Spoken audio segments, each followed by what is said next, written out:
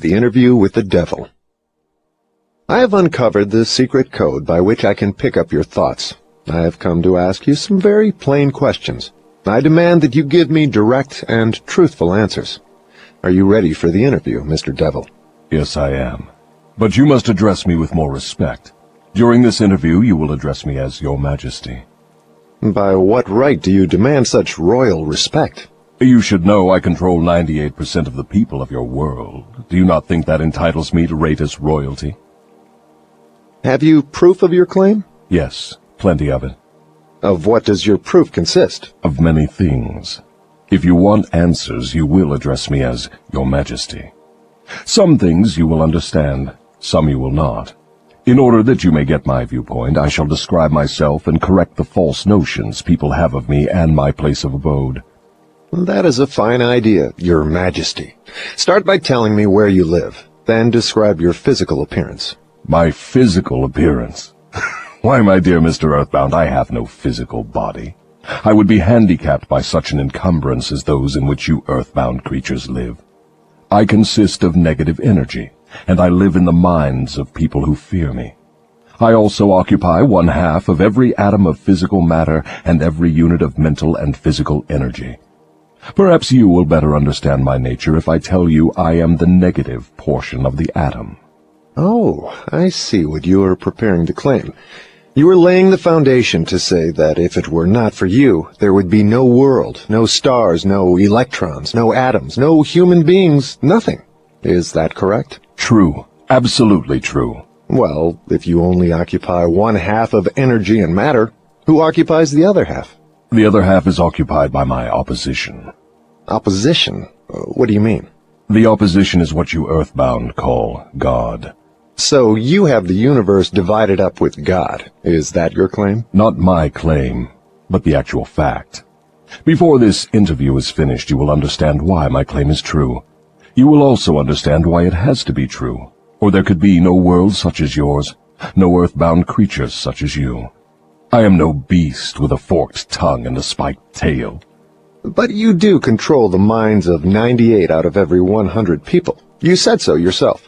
Who causes all the misery in this 98% devil-controlled world if you do not? I have not said that I do not cause all the misery of the world. On the other hand, I boast of it. It is my business to represent the negative side of everything, including the thoughts of you earthbound people. How else could I control people? My opposition controls positive thought. I control negative thought. How do you gain control of the minds of people? Oh, that is easy. I merely move in and occupy the unused space of the human brain. I sow the seeds of negative thought in the minds of people so I can occupy and control the space. You must have many tricks and devices by which you gain and hold control of the human mind. To be sure, I employ tricks and devices to control human thought. My devices are clever ones, too. Go ahead and describe your clever tricks, Your Majesty. One of my cleverest devices for mind control is fear.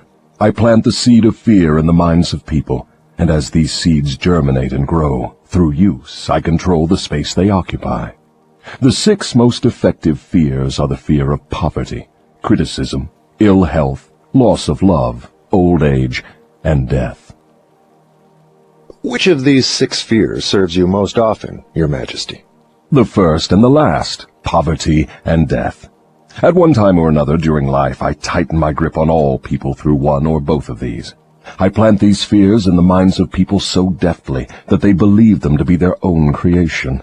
I accomplish this end by making people believe I am standing just beyond the entrance gate of the next life, waiting to claim them after death for eternal punishment.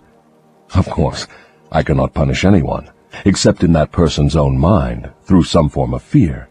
But fear of the thing which does not exist is just as useful to me as fear of that which does exist. All forms of fear extend the space I occupy in the human mind. Your Majesty, will you explain how you gained this control over human beings? The story is too long to be told in a few words. It began over 1,000,000 years ago when the first man began to think. Up to that time I had control over all mankind, but enemies of mine discovered the power of positive thought, placed it in the minds of men, and then began a battle on my part to remain in control. So far I have done quite well by myself, having lost only 2% of the people to the opposition. I take it from your answer that men who think are your enemies. Is that right? It is not right, but it is correct. Tell me something more about the world in which you live. I live wherever I choose. Time and space do not exist for me. I am a force best described to you as energy. My favorite physical dwelling place, as I have told you, is in the minds of the earthbound. I control a part of the brain space of every human being. The amount of space I occupy in each individual's mind depends upon how little and what sort of thinking that person does. As I have told you, I cannot entirely control any person who thinks. You speak of your opposition. Just what do you mean by that? My opponent controls all the positive forces of the world, such as love, faith, hope, and optimism. My opponent also controls the positive factors of all natural law throughout the universe, the forces which keep the earth and the planets and all the stars balanced in their courses. But these forces are meek in comparison with those which operate in the human mind under my control. You see, I do not seek to control stars and planets. I prefer the control of human minds. Where did you acquire your power, and by what means do you add to it? I add to my power by appropriating the mind power of the earthbound as they come through the gate at the time of death. 98 out of every 100 who come back to my plane from the earth plane are taken over by me, and their mind power is added to my being. I get all who come over with any form of fear. You see, I am constantly at work, preparing the minds of people before death, so I can appropriate them when they come back to my plane. Will you tell me how you go about your job of preparing human minds so you can control them? I have countless ways of gaining control of human minds while they are still on the earth plane. My greatest weapon is poverty. I deliberately discourage people from accumulating material wealth because poverty discourages men from thinking and makes them easy prey for me. My next best friend is ill health. An unhealthy body discourages thinking. Then I have countless thousands of workers on earth who aid me in gaining control of human minds. I have these agents placed in every calling. They represent every race and creed, every religion. Who are your greatest enemies on earth, Your Majesty? All who inspire people to think and act on their own initiative are my enemies. Such men as Socrates, Confucius, Voltaire, Emerson, Thomas Paine, and Abraham Lincoln. And you are not doing me any good either. Is it true that you use men who have great wealth? As I have already told you, poverty is always my friend because it discourages independence of thought and encourages fear in the minds of men. Some wealthy men serve my cause, while others do me great damage, depending on how the wealth is used. The great Rockefeller fortune, for example, is one of my worst enemies. That is interesting, Your Majesty. Will you tell me why you fear the Rockefeller fortune more than others? The Rockefeller money is being used to isolate and conquer diseases of the physical body in all parts of the world. Disease has always been one of my most effective weapons. The fear of ill health is second only to the fear of poverty. The Rockefeller money is uncovering new secrets of nature in 100 different directions, all of which are designed to help men take and keep possession of their own minds.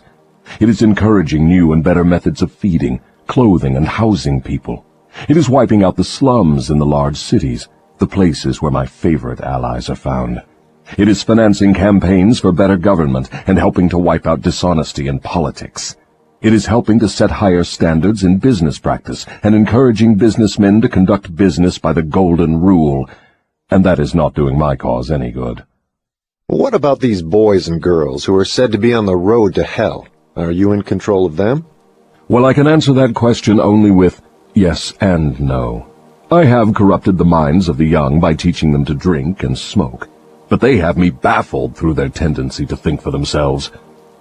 You say you have corrupted the minds of the young people with liquor and cigarettes. I can understand how liquor might destroy the power of independent thought, but do not see what cigarettes have to do with helping your cause. You may not know it, but cigarettes break down the power of persistence. They destroy the power of endurance. They destroy the ability to concentrate. They deaden and undermine the imaginative faculty, and help in other ways to keep people from using their minds most effectively. Do you know I have millions of people, young and old of both sexes, who smoke 2 packages of cigarettes a day? That means I have millions of people who are gradually destroying their power of resistance. One day I shall add to their habit of cigarette smoking other thought-destroying habits, until I shall have gained control of their minds. Habits come in pairs, triplets, and quadruplets. Any habit which weakens one's willpower invites a flock of its relatives to move in and take possession of the mind. The cigarette habit not only lowers the power of resistance and discourages persistence, but it invites looseness in other human relationships. I never thought that cigarettes were a tool of destruction, Your Majesty, but your explanation throws a different light on the subject. How many converts to the habit do you now claim? I am proud of my record. Millions are now victims, and the number is increasing daily. Soon I shall have most of the world indulging in the habit. In thousands of families I now have followers of the habit, including every member of the family. Very young boys and girls are beginning to take up the habit. They are learning how to smoke by observing their parents and older brothers and sisters. Which do you consider to be your greater tool for gaining control of human minds, cigarettes or liquor? Without hesitation, I would say cigarettes. Once I get a young person to join my 2-package-a-day club, I have no trouble in inducing that person to take on the habit of liquor, overindulgence of sex, and all other related habits which destroy independence of thought and action. Your Majesty, when I began this interview, I had you all wrong. I thought you were a fraud and a fake, but I see now that you are quite real and very powerful. Your apology is accepted, but you need not have bothered. Millions of people have questioned my power, and I got most of them at the gate as they came over. I ask no person to believe in me. I prefer that people fear me. I am no beggar. I take what I want by cleverness and force. Begging people to believe is the business of my opposition, not mine. Your Majesty will please pardon my rudeness, but I would not be able to look myself in the face again if I did not tell you, here and now, that you are the damnedest fiend ever to be turned loose on innocent people. I always had the wrong conception of you. I thought you were kind enough to let people alone while they were living, that you merely tortured their souls after death. Now I learn from your own brazen confession that you destroy their right to freedom of thought and cause them to go through a living hell on earth. What do you have to say to that? I get what I want by exercising self-control. It is not so good for my own business, but I suggest you emulate me instead of criticizing me. You call yourself a thinker, and you are. Otherwise you would never have forced this interview on me. But you will never be the sort of thinker that frightens me unless you gain and exercise greater control over your own emotions. Let us get away from personalities. I came here to learn more about you, not to discuss myself. Please go ahead and tell me of the many tricks you have devised for gaining control of the human mind. What is your most powerful weapon just now? That is a difficult question to answer. I have so many devices for entering human minds and controlling them that it is difficult to say which are the most powerful. Right at the moment I am trying to bring about another world war. My friends here in Washington are helping me to involve America in the war. If I can start the world to killing on a wholesale basis, I shall be able to put into operation my favorite device for mind control. It is what you call mass fear. I used this device to bring about the other World War in 1914. I used it to bring about the economic depression in 1929. And if my opposition had not double-crossed me, I would now be in possession of every man, woman, and child in the world. You can see for yourself how near I came to world domination, the thing I have been struggling to attain for thousands of years. Yes, I see your point. Who wouldn't? You are a very ingenious manipulator of the minds of people. Is your devilish business carried on only through people of high position and great influence? Oh, no. I use the minds of people in all walks of life. As a matter of fact, I prefer the type of person who makes no pretense of thinking. I can manipulate that sort of person without difficulty. I could not control 98% of the people of the world if all people were skilled in thinking for themselves. I'm interested in the welfare of those people whom you claim to control. Therefore, I wish you to tell me all of the tricks by which you enter and control their minds. I want a complete confession from you, so begin with your cleverest trick. This is suicide you are forcing on me, but I am helpless. So settle down, and I will place in your hands the weapon by which millions of your fellow earthbound will defend themselves against me. Tell me first about your most clever trick, the one you use to ensnare the greatest number of people. If you force me to give away this secret, it will mean my loss of millions of people now living, and still greater numbers of millions as yet unborn. I beg of you, permit me to pass this one question unanswered. So His Majesty the Devil fears a mere humble earthbound creature? Is that right? It is not right, but it is true. You have no right to rob me of my most necessary tool of trade. For millions of years I have dominated earthbound creatures through fear and ignorance. Now you come along and would destroy my use of these weapons by forcing me to tell how I use them. Do you not realize that you will break my grip on every person who heeds this confession you are forcing from me? Have you no mercy? Have you no sense of humor? Have you no sportsmanship? Stop stalling and start confessing. Who are you to ask mercy of one whom you would destroy if you could? Who are you to talk of sportsmanship and a sense of humor? You, who by your own confession have set up a living hell on earth, where you punish innocent people through their fears and ignorance. As for minding my own business, that is just what I'm doing when I force you to tell how you control people through their own minds. My business, if it can be called a business, is helping to unlock the doors of the self-made prisons in which men and women are confined because of the fears you have planted in their minds. My greatest weapon over human beings consists of two secret principles by which I gain control of their minds. I will speak first of the principle of habit, through which I silently enter the minds of people.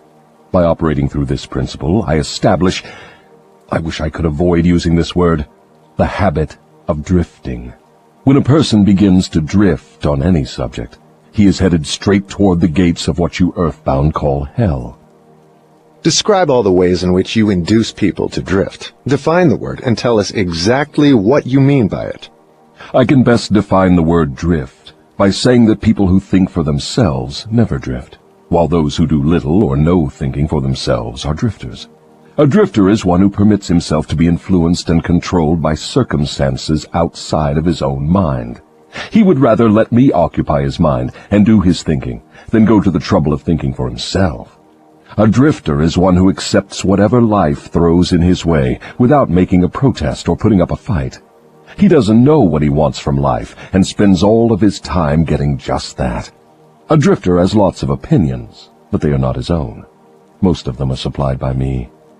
A drifter is one who is too lazy mentally to use his own brain. That is the reason I can take control of people's thinking and plant my own ideas in their minds. I think I understand what a drifter is. Tell me the exact habits of people by which you induce them to drift through life. Start by telling me when and how you first gained control of a person's mind. My control over the mind of a human being is obtained while the person is young. Sometimes I lay the foundation for my control of a mind before the owner of it is born, by manipulating the minds of that person's parents. Sometimes I go further back than this and prepare people for my control through what you earthbound call physical heredity. You see, therefore, I have two approaches to the mind of a person. Yes. Go on, and describe these two doors by which you enter and control the minds of human beings. As I have stated, I help to bring people into your world with weak brains by giving to them before birth as many as possible of the weaknesses of their ancestors. You call this principle physical heredity. After people are born, I make use of what you earthbound call environment as a means of controlling them. This is where the principle of habit enters.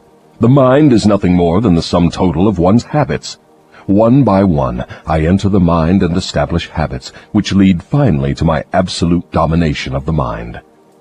Tell me of the most common habits by which you control the minds of people.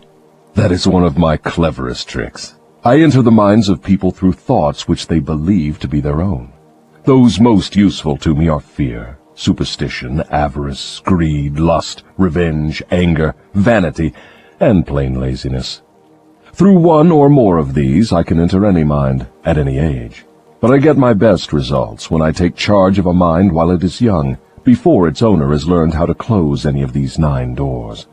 Then I can set up habits which keep the doors ajar forever. I'm catching on to your methods. Now, let us go back to the habit of drifting. Tell us all about that habit, since you say it is your cleverest trick in controlling the minds of people. As I said before, I start people drifting during their youth. I induce them to drift through school without knowing what occupation they wish to follow in life. Here I catch the majority of people. Habits are related. Drift in one direction and soon you will be drifting in all directions. I also use environmental habits to give me a definite grip on my victims. I see. You make it your business to train children in the habit of drifting by inducing them to go through school without aim or purpose. Now, tell me of some of your other tricks with which you cause people to become drifters. Well, my second best trick in developing the habit of drifting is one that I put into operation with the aid of parents and public school teachers and religious instructors. I warn you not to force me to mention this trick. Do not disclose this trick. If you do so, you will be hated by my co-workers who help me use this trick. If you publish this confession in book form, your book will be barred from the public schools. It will be blacklisted by most of the religious leaders. It will be hidden from children by many parents. The newspapers will not dare to give reviews of your book. Millions of people will hate you for writing the book. In fact, no one will like you or your book except those who think, and you know how very few there are of this sort. My advice to you is to let me skip the description of my second best trick. So, for my own good, you wish to withhold the description of your second best trick. No one will like my book except those who think, eh? Very well, go ahead and answer. You'll regret this, Mr. Earthbound, but the joke is on you. By this mistake of yours, you will divert attention from me to yourself. My co-workers, of whom there are millions, will forget about me and hate you for uncovering my methods.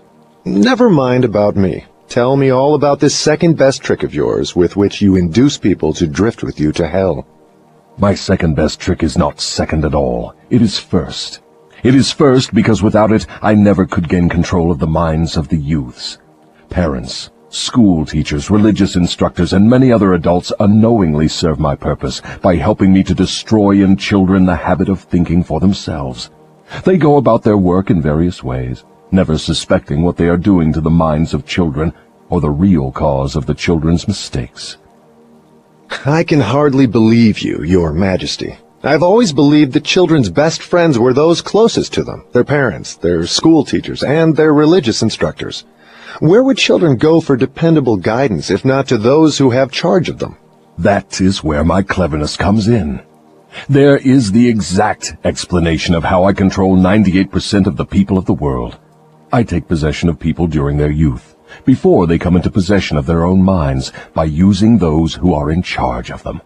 I especially need the help of those who give children their religious instruction, because it is here that I break down independent thought and start people on the habit of drifting, by confusing their minds with unprovable ideas concerning a world of which they know nothing. It is here also that I plant in the minds of children the greatest of all fears, the fear of hell. I understand that it is easy for you to frighten children with threats of hell, but how do you continue to make them fear you and your hell after they grow up and learn to think for themselves? Children grow up, but they do not always learn to think for themselves. Once I capture the mind of a child through fear, I weaken that child's ability to reason and to think for himself, and that weakness goes with the child all through life. Is that not taking unfair advantage of a human being by contaminating his mind before he comes into full possession of it? Everything is fair that I can use to further my ends. I have no foolish limitations of right and wrong. Might is right with me. I use every known human weakness to gain and keep control of the human mind. I understand your devilish nature. Now, let us get back to further discussion of your methods of inducing people to drift to hell here on earth. From your confession, I see that you take charge of children while their minds are young and pliable. Tell me more of how you use parents, teachers, and religious leaders to ensnare people into drifting. One of my favorite tricks is to coordinate the efforts of parents and religious instructors so they work together in helping me to destroy the children's power to think for themselves. I use many religious instructors to undermine the courage and power of independent thought of children by teaching them to fear me. but I use parents to aid the religious leaders in this great work of mine. How do parents help religious leaders destroy their children's power to think for themselves? I never heard of such a monstrosity. I accomplish this through a very clever trick. I cause the parents to teach their children to believe as the parents do in connection with religion, politics, marriage, and other important subjects. In this way, as you can see, when I gain control of the mind of a person, I can easily perpetuate the control by causing that person to help me fasten it upon the minds of his offspring. In what other ways do you use parents to convert children into drifters? I cause children to become drifters by following the example of their parents, most of whom I have already taken over and bound eternally to my cause.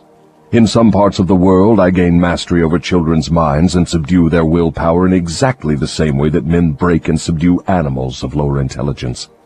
It makes no difference to me how a child's will is subdued, as long as it fears something. I will enter its mind through that fear and limit the child's power to think independently. It seems that you go out of your way to keep people from thinking. Yes, accurate thought is death to me. I cannot exist in the minds of those who think accurately. I do not mind people thinking, as long as they think in terms of fear, discouragement, hopelessness, and destructiveness. When they begin to think in constructive terms of faith, courage, hope, and definiteness of purpose, they immediately become allies of my opposition, and are therefore lost to me. I'm beginning to understand how you gain control of the minds of children through the help of their parents and religious instructors, but I do not see how the school teachers help you in this damnable work. School teachers help me gain control of the minds of children, not so much by what they teach the children, as because of what they do not teach them. The entire public school system is so administered that it helps my cause by teaching children almost everything except how to use their own minds and think independently. I live in fear that someday some courageous person will reverse the present system of school teaching and deal my cause a death blow by allowing the students to become the instructors, using those who now serve as teachers only as guides to help the children establish ways and means of developing their own minds from within. When that time comes, the school teachers will no longer belong to my staff. I was under the impression that the purpose of all schooling was to help children to think. That may be the purpose of schooling, but the system in most of the schools of the world does not carry out the purpose. School children are taught not to develop and use their own minds, but to adopt and use the thoughts of others. This sort of schooling destroys the capacity for independent thought, except in a few rare cases where the children rely so definitely upon their own willpower that they refuse to allow others to do their thinking. Accurate thought is the business of my opposition, not mine. What relationship, if any, has your opposition with the homes, the churches, and the schools? Your reply to this question should be interesting. Here is where I make use of some more of my clever tricks. I cause it to appear that everything done by the parents, the school teachers, and the religious instructors is being done by my opposition. This diverts attention from me, while I manipulate the minds of the young. When religious instructors try to teach children the virtues of my opposition, they generally do so by frightening them with my name. That is all I ask of them. I kindle the flame of fear into proportions which destroy the child's power to think accurately. In the public schools, the teachers further my cause by keeping the children so busy cramming non-essential information into their minds, they have no opportunity to think accurately or to analyze correctly the things their instructors teach them. Do you claim for your cause all those who are bound by the habit of drifting? No. Drifting is only one of my tricks through which I take over the power of independent thought. Before a drifter becomes my permanent property, I must lead him on and ensnare him with another trick. I will tell you about this other trick after I finish describing my methods of converting people into drifters. Do you mean you have a method by which you can cause people to drift so far away from self-determination that they can never save themselves? Yes, a definite method, and it is so effective it never fails. Do I understand you to claim your method is so powerful your opposition cannot reclaim those whom you have permanently ensnared through drifting? I claim just that. Do you think I would control so many people if my opposition could prevent me? Nothing can stop me from controlling people except people themselves. Nothing can stop me except the power of accurate thought. People who think accurately do not drift on any subject. They recognize the power of their own minds. Moreover, they take over that power and yield it to no person or influence. Go ahead and tell me more of the methods by which you cause people to drift to hell with you. I cause people to drift on every subject through which I can control independent thought and action. Take the subject of health, for example. I cause most people to eat too much food, and the wrong sort of food. This leads to indigestion and destroys the power of accurate thought. If the public schools and the churches taught children more about proper eating, they would do my cause irreparable damage. Marriage. I cause men and women to drift into marriage without plan or purpose designed to convert the relationship into harmony. Here is one of my most effective methods of converting people into the habit of drifting. I cause married people to bicker and nag one another over money matters. I cause them to quarrel over the bringing up of their children. I engage them in unpleasant controversies over their intimate relationships and in disagreements over friends and social activities. I keep them so busy finding fault with one another that they never have time to do anything else long enough to break the habit of drifting. Occupation. I teach people to become drifters by causing them to drift out of school into the first job they can find, with no definite aim or purpose except to make a living. Through this trick, I keep millions of people in fear of poverty all their lives. Through this fear, I lead them slowly but surely onward until they reach the point beyond which no individual ever has broken the drifting habit. Savings. I cause people to spend freely and to save sparingly, or not at all, until I take complete control of them through their fear of poverty. Environment. I cause people to drift into inharmonious and unpleasant environments in the home, in their places of occupation, in their relationship with relatives and acquaintances, and to remain there until I claim them through the habit of drifting. Dominating thoughts. I cause people to drift into the habit of thinking negative thoughts. This leads to negative acts and involves people in controversies and fills their minds with fears, thus paving the way for me to enter and control their minds. When I move in, I do so by appealing to people through negative thoughts, which they believe to be their own. I plant the seeds of negative thought in the minds of people through the pulpit, the newspapers, the moving pictures, the radio, and all other popular methods of appeal to the mind. I cause people to allow me to do their thinking for them, because they are too lazy and too indifferent to think for themselves. I conclude from what you say that drifting and procrastination are the same. Is that true? Yes, that is correct. Any habit which causes one to procrastinate, to put off reaching a definite decision, leads to the habit of drifting. Is man the only creature who drifts? Yes. All other creatures move in response to definite laws of nature. Man alone defies nature's laws and drifts when he wills. Everything outside the minds of men is controlled by my opposition, by laws so definite that drifting is impossible. I control the minds of men solely because of their habit of drifting, which is only another way of saying that I control the minds of men only because they neglect or refuse to control and use their own minds. This is getting to be pretty deep stuff for a mere human being. Let us get back to the discussion of something less abstract. Please tell me how this drifting habit affects people in the everyday walks of life, and tell me in terms the average person can understand. I would prefer to keep this interview up among the stars. No doubt you would. That would save you from being exposed. But let us come back to Earth. Tell me now what drifting is doing to us as a nation here in the United States. Frankly, I may as well tell you that I hate the United States as only the devil can hate. That is interesting. What is the cause of this hatred? The cause was born on July 4, 1776, when 56 men signed a document which destroyed my chances of controlling the nation. You know that document as the Declaration of Independence. Had it not been for the influence of that damnable document, I would now have a dictator running the country, and I would stop this right to free speech and independent thought that is threatening my rule on earth. Am I to understand from what you say that nations controlled by self-appointed dictators belong in your camp? There are no self-appointed dictators. I appoint them all. Moreover, I manipulate them and direct them in their work. Nations run by my dictators know what they want and take it by force. Look what I have done through Mussolini in Italy. Look what I am doing through Hitler in Germany. Look what I am doing through Stalin in Russia. My dictators run those nations for me because the people have been subdued through the habit of drifting. My dictators do no drifting. That is why they rule for me the millions of people under their control.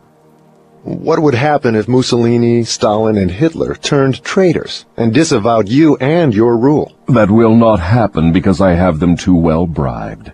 I am paying each of them with the sop of his own vanity, by making him believe he is acting on his own account. That is another trick of mine.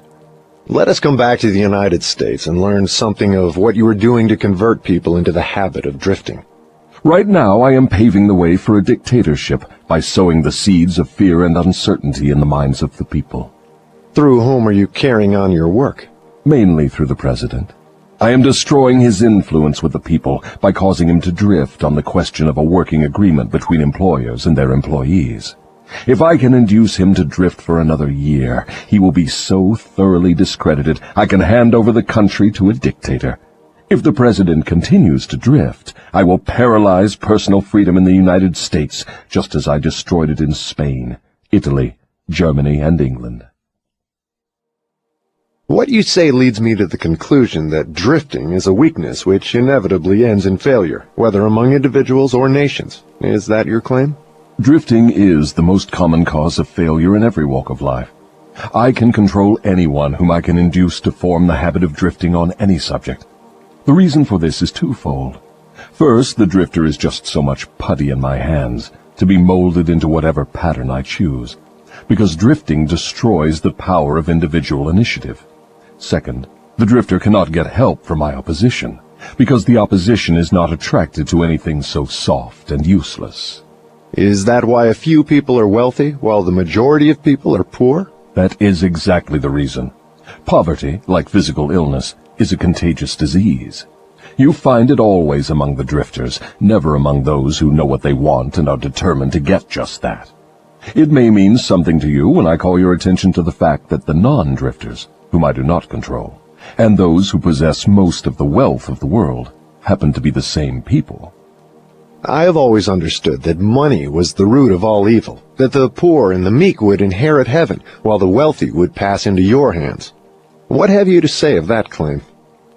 Men who know how to get the material things of life generally know how to keep out of the hands of the devil as well. The ability to acquire things is contagious. Drifters acquire nothing except that which no one else wants. If more people had definite aims and stronger desires for material and spiritual riches, I would have fewer victims. I assume, from what you say, that you do not claim fellowship with the industrial leaders. Evidently, they are not friends of yours? Friends of mine. I'll tell you what sort of friends of mine they are.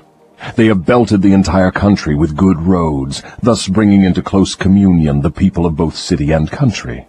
They have converted ores into steel, with which they have built the skeletons of great skyscrapers. They have harnessed electrical power and converted it into 1,000 uses, all designed to give man time to think. They have provided through the automobile personal transportation to the humblest citizen, thus giving to everyone the freedom of travel. They have provided every home with instantaneous news of what is happening in all parts of the world through the aid of the radio. They have reared libraries in every city, town, and hamlet, and have filled them with books, giving to all who read a complete outline of the most useful knowledge mankind has gathered from his experiences. They have given the humblest citizen the right to express his own opinion on any subject, at any time, anywhere, without fear of molestation. And they have seen to it that every citizen may help make his own laws, levy his own taxes, and manage his own country through the ballot. These are but some of the things the industrial leaders have done to give every citizen the privilege of becoming a non-drifter. Do you think these men have helped my cause? Who are some of the present-day non-drifters over whom you have no control? I have control over no non-drifter, present or past. I control the weak, not those who think for themselves. Go ahead and describe a typical drifter. Give your description point by point so I can recognize a drifter when I see him. The first thing you will notice about a drifter is his total lack of a major purpose in life. He will be conspicuous by his lack of self-confidence. He will never accomplish anything requiring thought and effort. He spends all he earns, and more, too, if he can get credit. He will be sick or ailing from some real or imaginary cause, and calling to high heaven if he suffers the least physical pain. He will have little or no imagination. He will lack enthusiasm and initiative to begin anything he is not forced to undertake, and he will plainly express his weakness by taking the line of least resistance whenever he can do so. He will be ill-tempered and lacking in control over his emotions. His personality will be without magnetism, and it will not attract other people. He will have opinions on everything but accurate knowledge of nothing. He may be jack of all trades, but good at none. He will neglect to cooperate with those around him, even those on whom he must depend for food and shelter. He will make the same mistake over and over again, never profiting by failure. He will be narrow-minded and intolerant on all subjects, ready to crucify those who may disagree with him. He will expect everything of others, but be willing to give little or nothing in return. He may begin many things, but he will complete nothing. He will be loud in his condemnation of his government, but he will never tell you definitely how it can be improved. He will never reach decisions on anything if he can avoid it, and if he is forced to decide, he will reverse himself at the first opportunity. He will eat too much and exercise too little. He will take a drink of liquor if someone else will pay for it. He will gamble if he can do it on the cuff. He will criticize others who are succeeding in their chosen calling. In brief, the drifter will work harder to get out of thinking than most others work in earning a good living. He will tell a lie rather than admit his ignorance on any subject. If he works for others, he will criticize them to their backs and flatter them to their faces. You have given me a graphic description of the drifter. Please now describe the non-drifter so that I may recognize him on sight. The first sign of a non-drifter is this. He is always engaged in doing something definite, through some well-organized plan which is definite. He has a major goal in life toward which he is always working, and many minor goals, all of which lead toward his central scheme. The tone of his voice, the quickness of his step, the sparkle in his eyes, the quickness of his decisions clearly mark him as a person who knows exactly what he wants and is determined to get it, no matter how long it may take, or what price he must pay. If you ask him questions, he gives you direct answers and never falls back on evasions or resorts to subterfuge. He extends many favors to others, but accepts favors sparingly, or not at all. He will be found up front, whether he is playing a game or fighting a war. If he does not know the answers, he will say so, frankly. He has a good memory, never offers an alibi for his shortcomings. He never blames others for his mistakes, no matter if they deserve the blame. He used to be known as a go-getter, but in modern times he is called a go-giver. You will find him running the biggest business in town, living on the best street, driving the best automobile, and making his presence felt wherever he happens to be. He is an inspiration to all who come into contact with his mind. The major distinguishing feature of the non-drifter is this. He has a mind of his own and uses it for all purposes. Is the non-drifter born with some mental, physical, or spiritual advantage not available to the drifter? No. The major difference between the drifter and the non-drifter is something equally available to both. It is simply the prerogative right of each to use his own mind and think for himself. What brief message would you send to the typical drifter if you wished to cure him of this evil habit? I would admonish him to wake up and give. Give what? Some form of service useful to as many people as possible.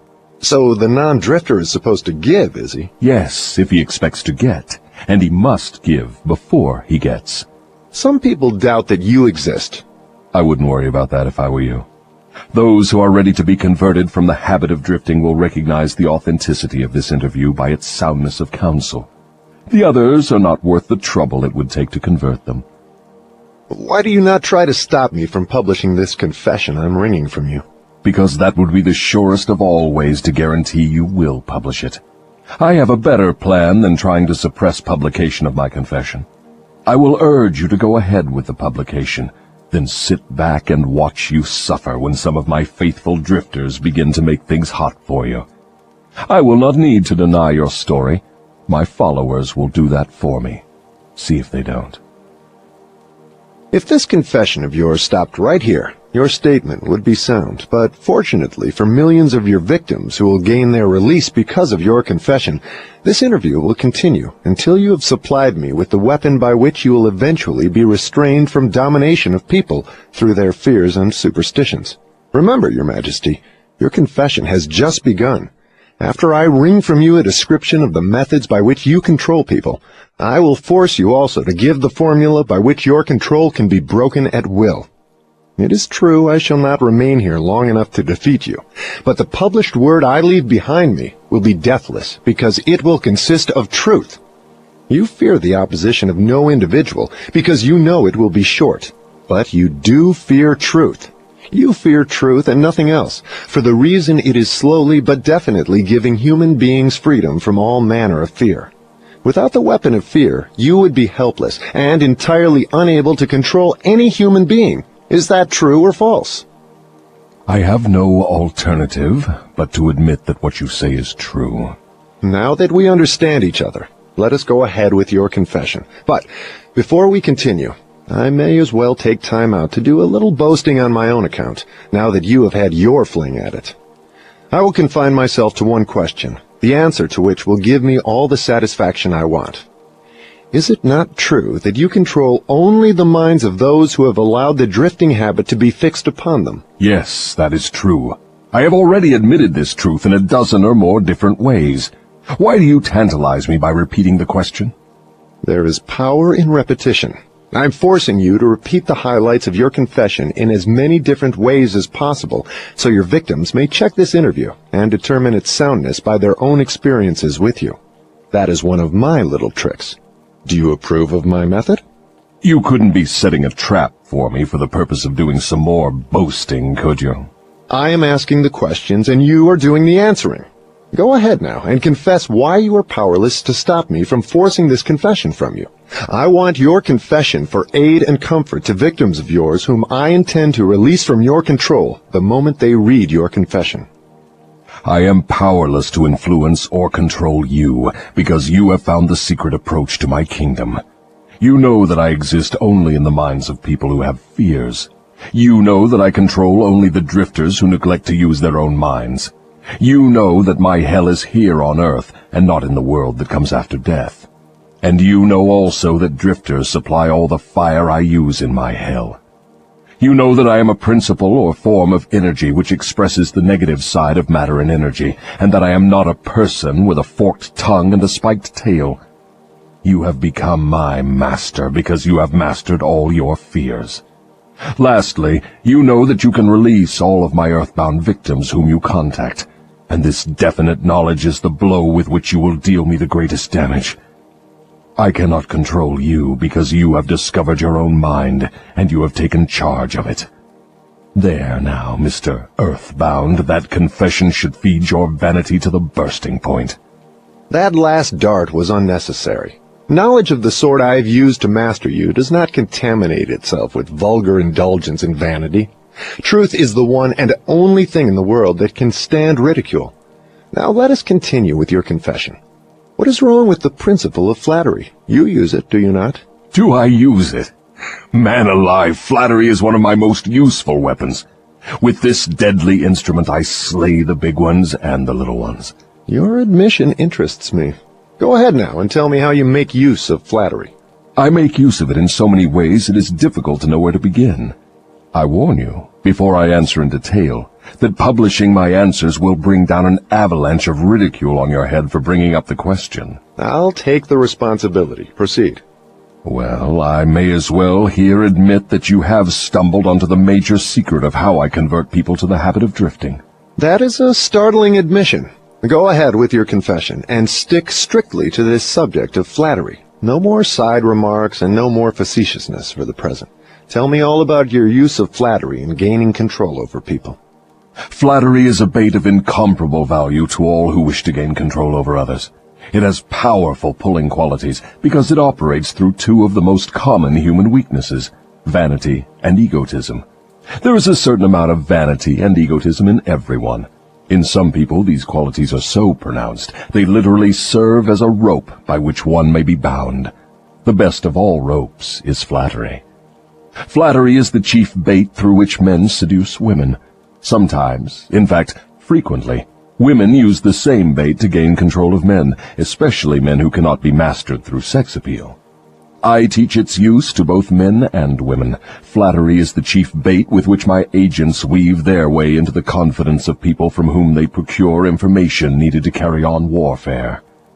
Wherever anyone stops to feed his vanity on flattery, I move in and begin to build another drifter. Non-drifters are not easily flattered. I inspire people to use flattery in every human relationship where its use is possible, because those who are influenced by it become easy victims of the drifting habit. Can you control anyone who is amenable to flattery? Very easily.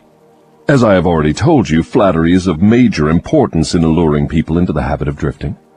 At what age are people most susceptible to flattery? Age has nothing to do with one's susceptibility to flattery. People respond to it in one way or another from the time they become conscious of their own existence until they die.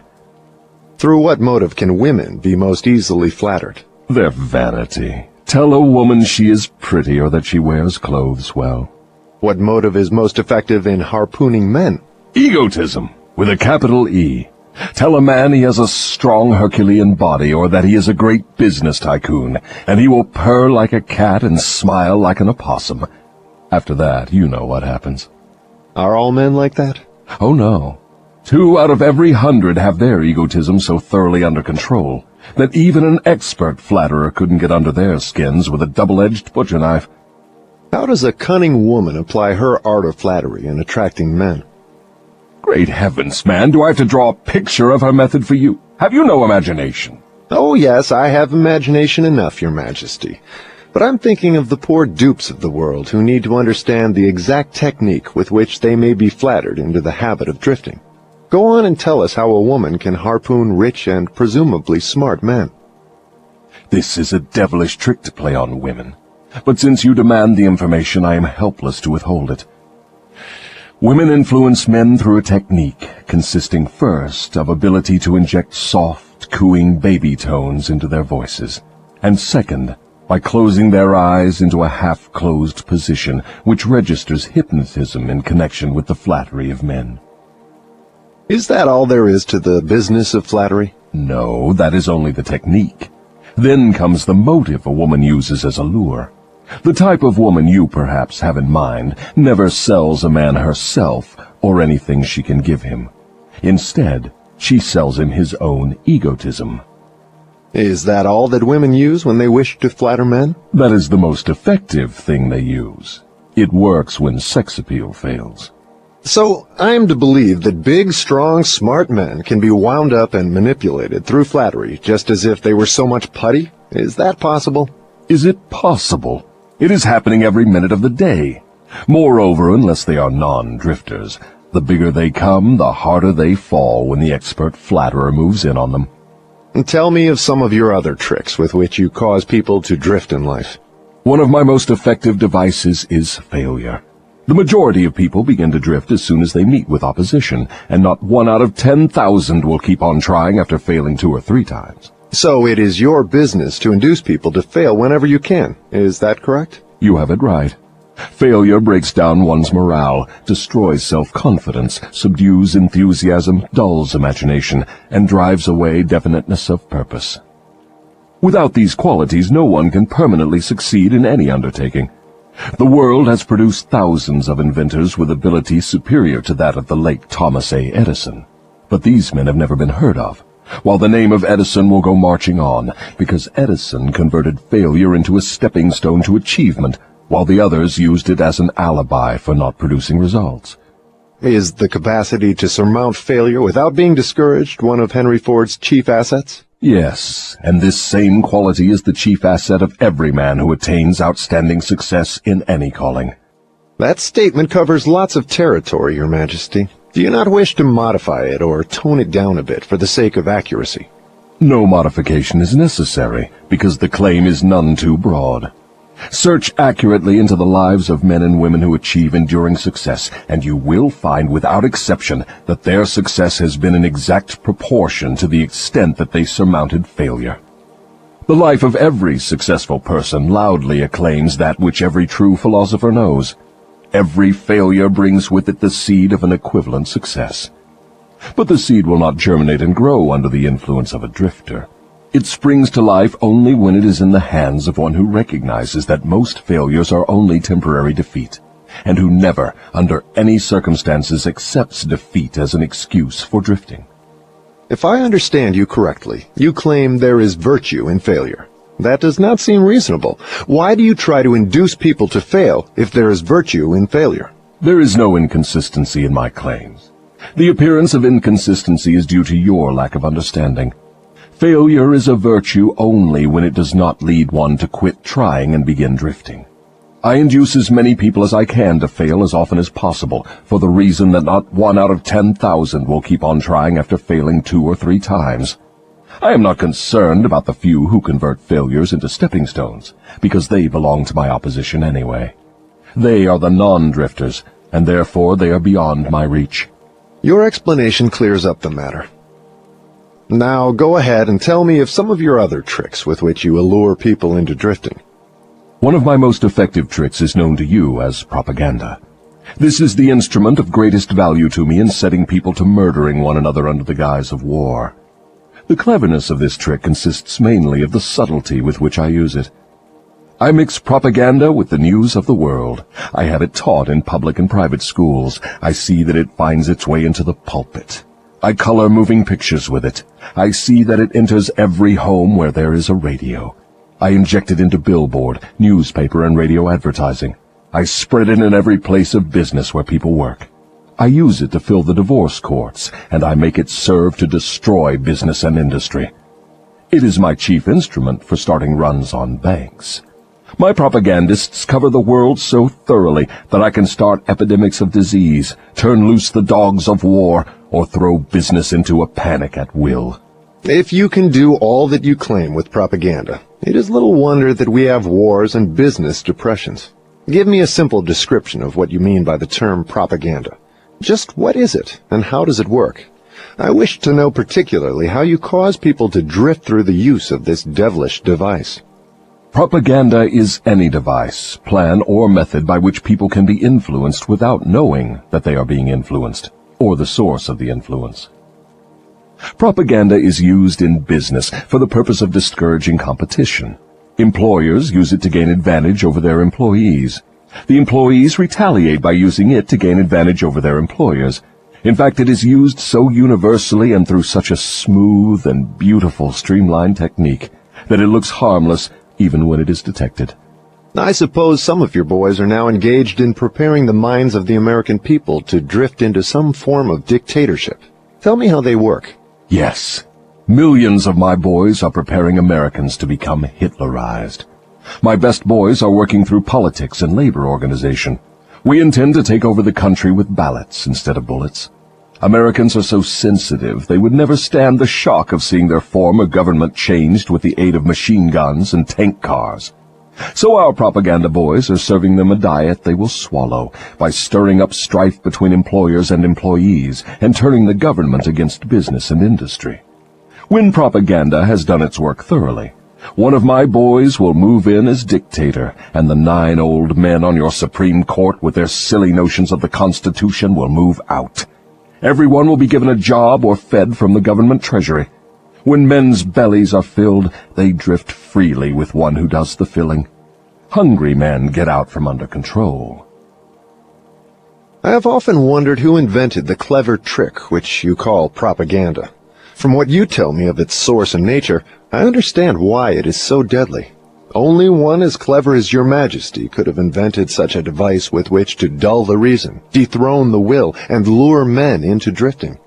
Why do you not use your powerful propaganda to gain control of your victims, instead of subduing them through fear and annihilating them through warfare? What is fear of the devil except propaganda? You have not observed my technique very carefully, or you would have seen that I am the world's greatest propagandist. I never attain an end by direct, open means which I can achieve through subterfuge and subtlety. What do you suppose I am using when I plant negative ideas in the minds of men and gain control of them through what they believe to be their own ideas? What would you call that, except the cleverest of all forms of propaganda? Surely you are not going to tell me that you destroy people through their own help without their realizing what you are doing. That is exactly what I wish you to understand. Moreover, I will show you exactly how the trick is performed. Now we are getting somewhere. Exactly how do you convert human beings into propagandists and lure them into self-imprisonment? Give me the story with all its lurid details. This is the most important part of your confession, and I'm consumed with eagerness to gain control of your secret. I can hardly blame you for stalling about answering my question, because you know so well that your answer will snatch millions of innocent victims from your control.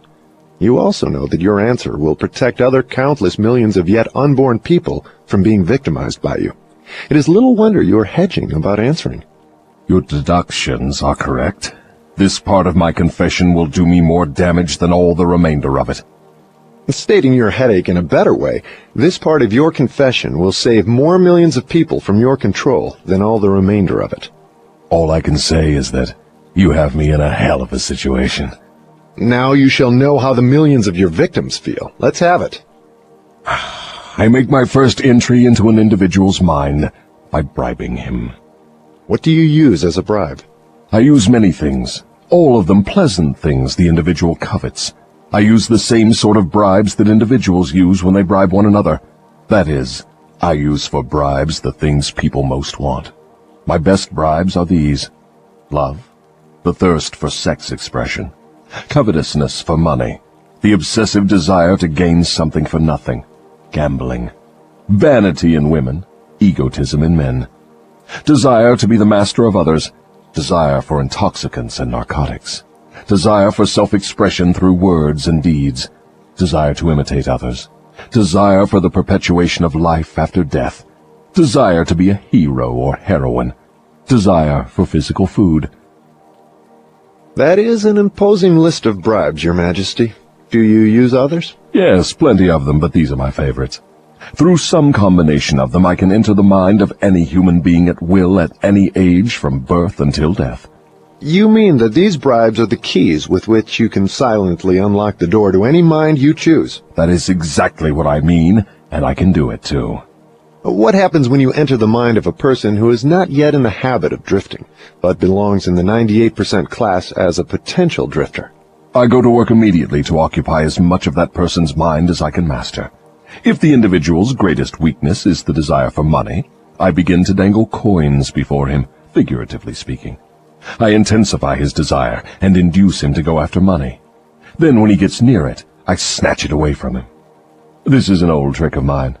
After the trick has been repeated a few times, the poor fellow gives in and quits. Then I take over a little more space in his mind and fill it with the fear of poverty. That is one of my best mind fillers. Yes, I admit your method is very clever, but what happens if the victim fools you and gets his hands on a lot of money? You don't fill his mind with the fear of poverty then, do you? No, I don't. I take over the space by filling it with something which serves my purpose just as well. If the victim converts his desire for money into large sums, I start overfeeding him with the things he can buy with it. For example, I cause him to stuff himself with rich foods. This slows down his thinking capacity, endangers his heart, and starts him on the road to drifting. Then I pester him with intestinal poisoning through the surplus food he eats. That also slows down his thinking and gives him a nasty disposition.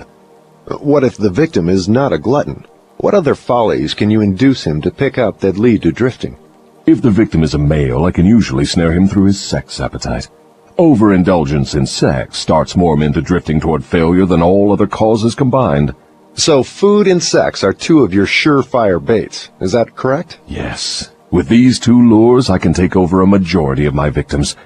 And then there is the desire for money.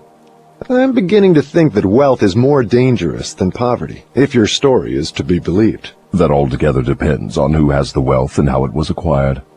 What has the manner in which money is acquired to do with its being a blessing or a curse? Everything. If you don't believe me, take a look at those who acquire a large amount of money quickly, without time to get wisdom along with it, and observe how they use it. Why do you suppose rich men's sons seldom equal the achievements of their fathers? I'll tell you why. It is because they have been deprived of the self-discipline which comes from being forced to work. Look into the records of moving picture stars or athletes who suddenly find themselves in possession of big money and hero worship and praise from the public. Observe how quickly I move in and take them over in many cases, mainly through sex, gambling, food, and liquor. With these, I catch and control the biggest and the best of people as soon as they get their hands on big money. What about those who acquire money slowly, by rendering some form of useful service? Are they easily snared too? Oh, I get them all right, but I generally have to change my bait. Some of them want one thing and others want something else. Where my purpose is best served, I see to it that they get what they want most, but I manage to wrap in the package something they don't want. The thing I give them is the definite thing that makes them drifters. Do you see how I work? And very clever work it is. You lure people on through their natural desires, but you slip your deadly poison into the object of those desires wherever you can. Now you are catching on. You see, I play both ends against the middle, so to speak. From all you say, I infer that you cannot induce a non-drifter to help you gain control of his mind by baiting him with your bribes. Is that correct? That is exactly correct. I can, and I do, interest non-drifters in my bribes, because I use for the purpose of bribery the things all people naturally desire. But the non-drifter resembles a fish that steals the bait from your hook, but refuses to take the hook. The non-drifter takes from life whatever he wants, but he takes it on his own terms. The drifter takes whatever he can get, but he takes what he gets on my terms. Stating the matter in another way, the non-drifter borrows money from a legitimate banker if he wants it, and pays a legitimate rate of interest.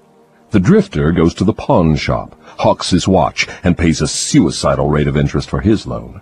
So I draw from your claims the conclusion that your hand is mixed up somehow in all of people's troubles and miseries, even though your presence may not be visible.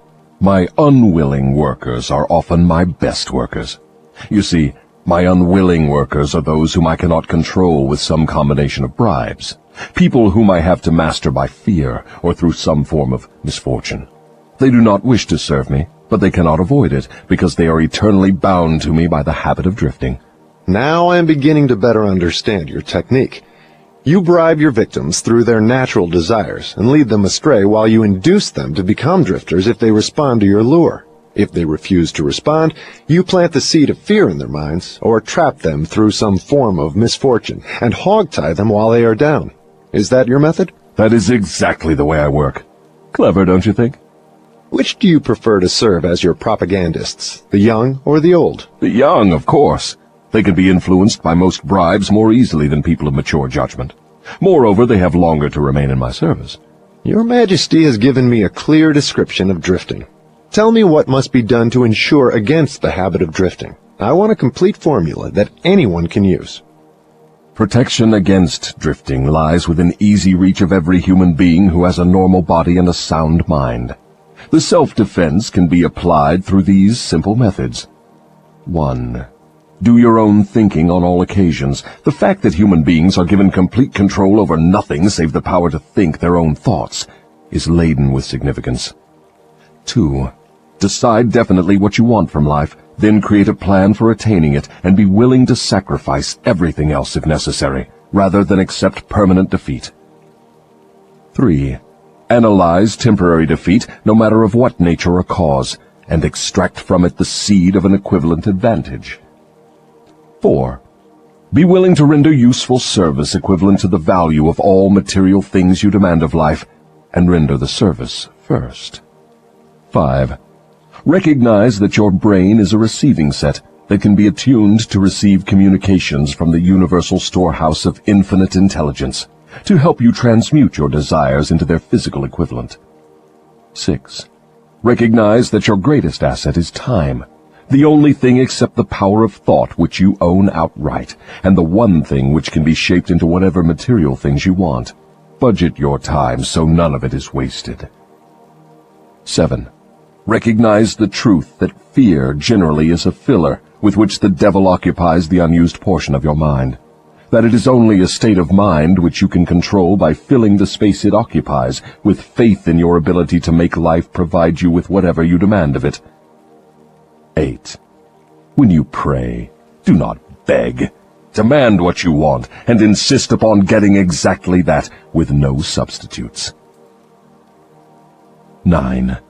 Recognize that life is a cruel taskmaster, and that either you master it, or it masters you. There is no halfway or compromising point. Never accept from life anything you do not want.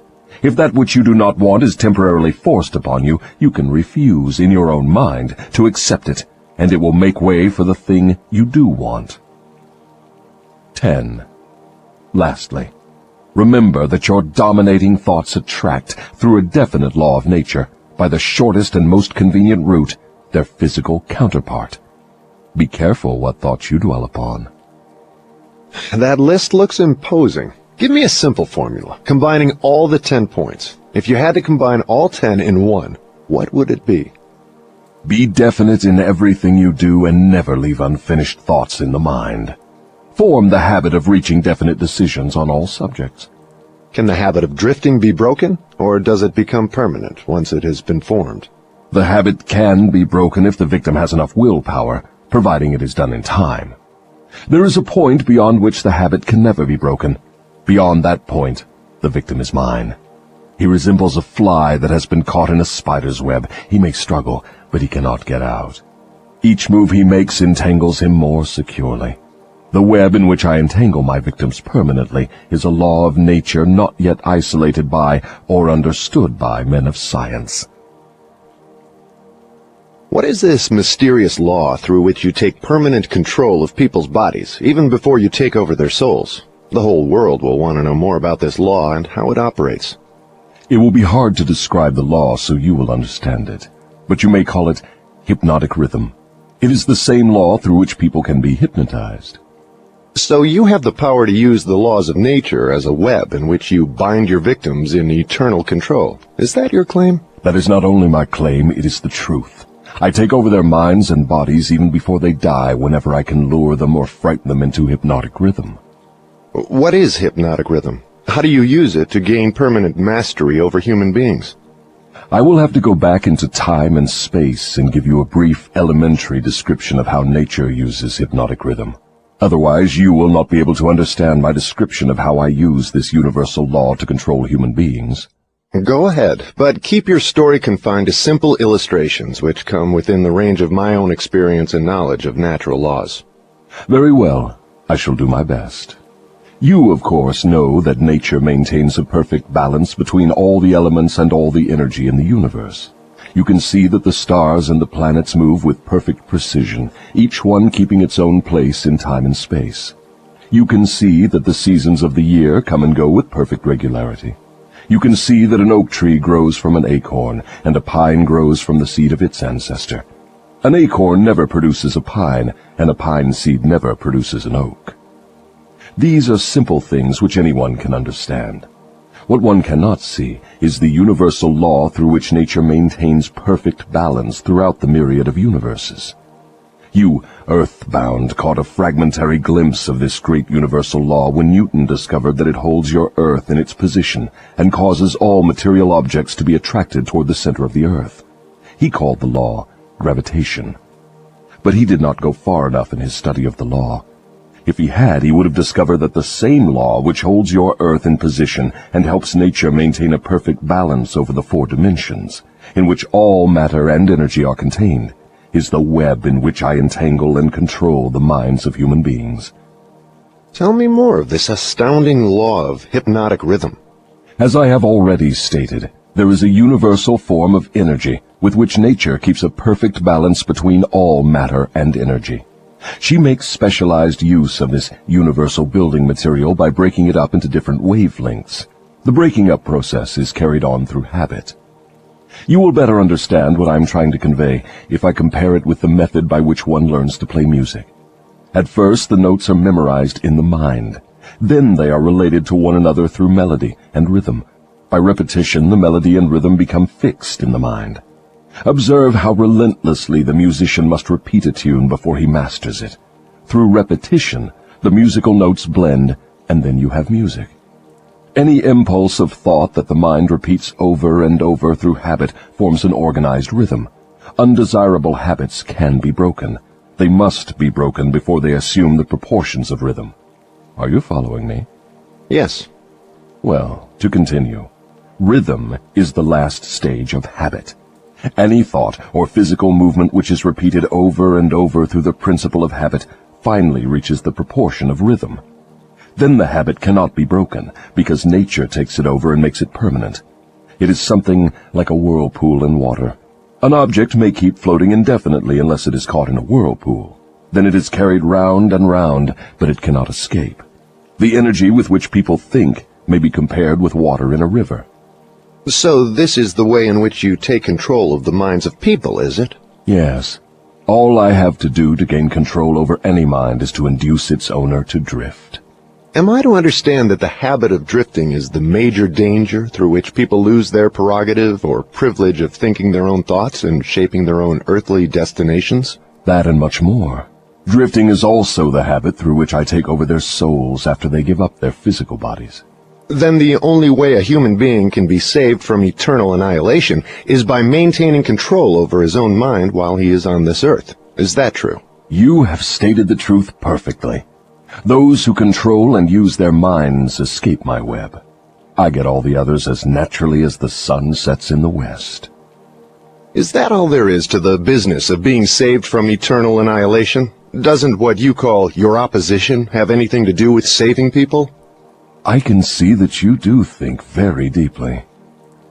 My opposition, the power you earthbound call God, has everything to do with the salvation of people from eternal annihilation, and for that reason it is my opposition who provides every human being with the privilege of using his own mind. If you use that power by maintaining control over your own mind, you become a part of it when you give up your physical body. If you neglect to use it, then I have the privilege of taking advantage of the neglect through the law of hypnotic rhythm. How much of a person do you take over when you gain control of him? Everything that is left after he ceases to control and use his own mind. In other words, when you gain control of a person, you take over all there is of his individuality up to the time that he quits using his own mind. Is that correct? That is how I operate. What do you do with people whom you control before death? Of what good are they to you while they live? I use them, or what is left of them after I take charge, as propagandists to help me prepare the minds of others to drift. You not only fool people into destroying their power to control their own minds, but you use them to help you trap others? Yes, I let no opportunity get away from me. Let us come back to the subject of hypnotic rhythm. Tell me more of how this law works. Show me how you use individuals to help you gain control over others. I want to know something of the most effective way you use hypnotic rhythm. Oh, that is easy. The thing I like best is to fill the minds of people with fear. Once I fill one's mind with fear, I have little trouble causing him to drift until I have entangled him in the web of hypnotic rhythm. What human fear best serves your purpose? The fear of death. Why is the fear of death your favorite weapon? Because no one knows, and by the very nature of the laws of the universe, no one can prove definitely what happens after death. This uncertainty frightens people out of their wits. People who give over their minds to fear, any sort of fear, neglect to use their minds and begin to drift. Eventually they drift into the whirlpool of hypnotic rhythm, from which they may never escape. Then you do not mind what religious leaders think or say of you when they speak of death? Not as long as they say something. If the churches should stop talking about me, my cause would receive a severe setback. Every attack made against me fixes the fear of me in the minds of all who are influenced by it. You see, opposition is the thing that keeps some people from drifting, providing they do not yield to it. Since you claim the churches help instead of hindering your cause, tell me what would give you cause to worry. My only worry is that someday a real thinker may appear on Earth. What would happen if a thinker did appear? You ask me what would happen. I'll tell you what would happen. People would learn the greatest of all truths, that the time they spend in fearing something would, if reversed, give them all they want in the material world and save them from me after death.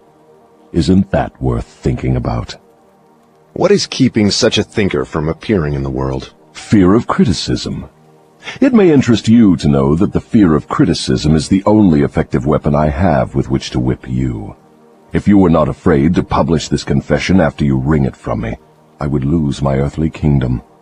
And if I did surprise you and publish it, how long would it be until you lost your kingdom? Just long enough for one generation of children to grow into understanding. You cannot take the adults from me. I have them too securely sewed up. But if you published this confession, it would be sufficient to keep me from gaining control of the yet unborn and those who have not yet reached the age of reason. You wouldn't dare publish what I have told you about the religious leaders. They would crucify you. I thought the savage practice of crucifixion went out of style 2,000 years ago. I don't mean crucifixion on a cross. I mean social and financial crucifixion. Your income would be shut off. You would become a social outcast. Religious leaders and their followers alike would treat you with scorn. Suppose I should choose to throw in my lot with the select few who make a pretense of using their own minds rather than fear the masses who do not, the masses of whom you claim 98%. If you have courage enough to do this, you will crimp my style. Why do you lay claim to no scientist? Don't you like scientists? Oh yes, I like all people well enough, but true scientists are out of my reach. Why? Because they think for themselves and spend their time studying natural laws. They deal with cause and effect. They deal with facts wherever they find them. But do not make the mistake of believing scientists have no religion. They have a very definite religion. What is their religion? The religion of truth. The religion of natural law. If the world ever produces an accurate thinker with ability to fathom the deeply buried secret of life and death, you can be sure that science will be responsible for the catastrophe. Catastrophe to whom? To me, of course. Let's get back to the subject of hypnotic rhythm. I want to know more about it. Is it something like the principle through which people can hypnotize one another? It is precisely the same thing. I have already told you so. Why do you repeat your questions? That is an old worldly custom of mine, Your Majesty. For your enlightenment, I will tell you, I am forcing you to repeat many of your statements for the sake of emphasis. I'm also trying to see if I can catch you in a lie. Don't dodge the issue. Get back to hypnotic rhythm and tell me all you know about it. Am I a victim of it? Not now, but you barely missed falling into my web. You drifted toward the whirlpool of hypnotic rhythm until you discovered how to force me into making this confession. Then I lost control of you. How interesting. You are not trying to recapture me through flattery, are you? That would be the best bribe I could offer you. It is the bribe I used on you effectively before you got the upper hand of me. With what did you flatter me? With many things. Chief among them sex and the desire for self-expression. What effect did your bribes have on me? They caused you to neglect your major purpose in life and started you to drifting. Was that all you did to me through your bribes? That was plenty. But I am back on the track and out of your reach now, am I not? Yes, you are temporarily out of my reach because you are not drifting. What broke your spell over me and released me from the habit of drifting? My answer may humiliate you. Do you want to hear it? Go ahead and give it to me, Your Majesty. I wish to learn how much truth I can stand. When you found a great love in the woman of your choice, I lost my grip on you. So you are going to accuse me of hiding behind a woman's skirts, are you? No, not hiding. I wouldn't put it that way. I would say you have learned how to give yourself a solid background with the embellishment of a woman's mind. The woman's skirt has nothing to do with it, then? No, but her brain does. When you and your wife began to combine your two brains through your habit of master-minding every day, you stumbled upon the secret power with which you forced me into this confession. Is that the truth, or are you trying to flatter me again? I could flatter you if I had you alone, but I cannot flatter you while you have the use of your wife's mind. I'm beginning to catch on to something important. I'm beginning to understand what was meant by the writer of that passage in the Bible, which says substantially, "When two or more meet together and ask for anything in my name, it shall be granted." It is true, then, that two minds are better than one. It is not only true, it is necessary before anyone can continuously contact the great storehouse of infinite intelligence, wherein is stored all that is, all that ever was, and all that can ever be. Is there such a storehouse? If there had not been, you would not, could not, now be humiliating me with this silly forced confession. Isn't it dangerous to give this sort of information to the world? Sure, it is dangerous to me. If I were you, I would not give it out. Let us get back now to the technique through which you fasten on your victims the habit of drifting. What is the very first step a drifter must take to break the habit? A burning desire to break it. You of course know that no one can be hypnotized by another person without his willingness to be hypnotized.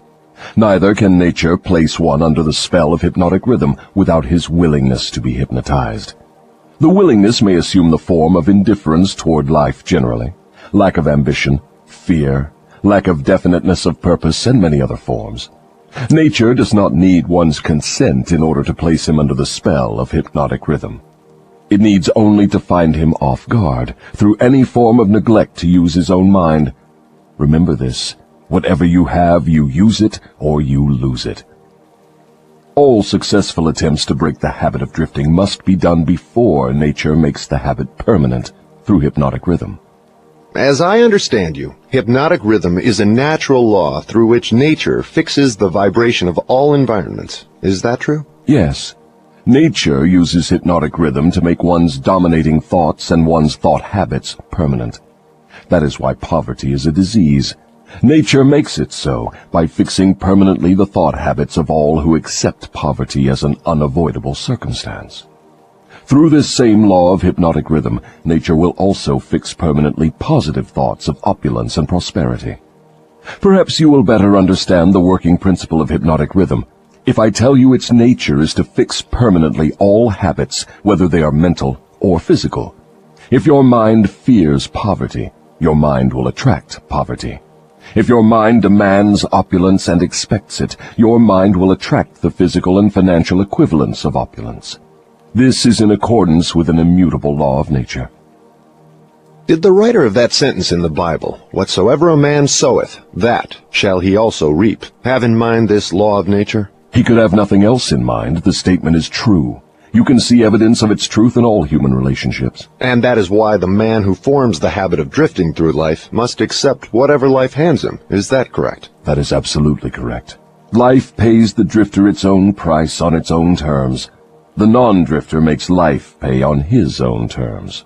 Doesn't the question of morals enter into what one gets from life? To be sure, but only for the reason that one's morals have an influence on one's thoughts. No one can collect what he wants from life merely by being good, if that is what you want to know. No, I guess not. I see what you mean. We are all where we are and what we are because of our own deeds. No, not exactly. You are where you are and what you are because of your thoughts and your deeds. Then there is no such reality as luck, is there? Emphatically no. Circumstances which people do not understand are classified under the heading of luck.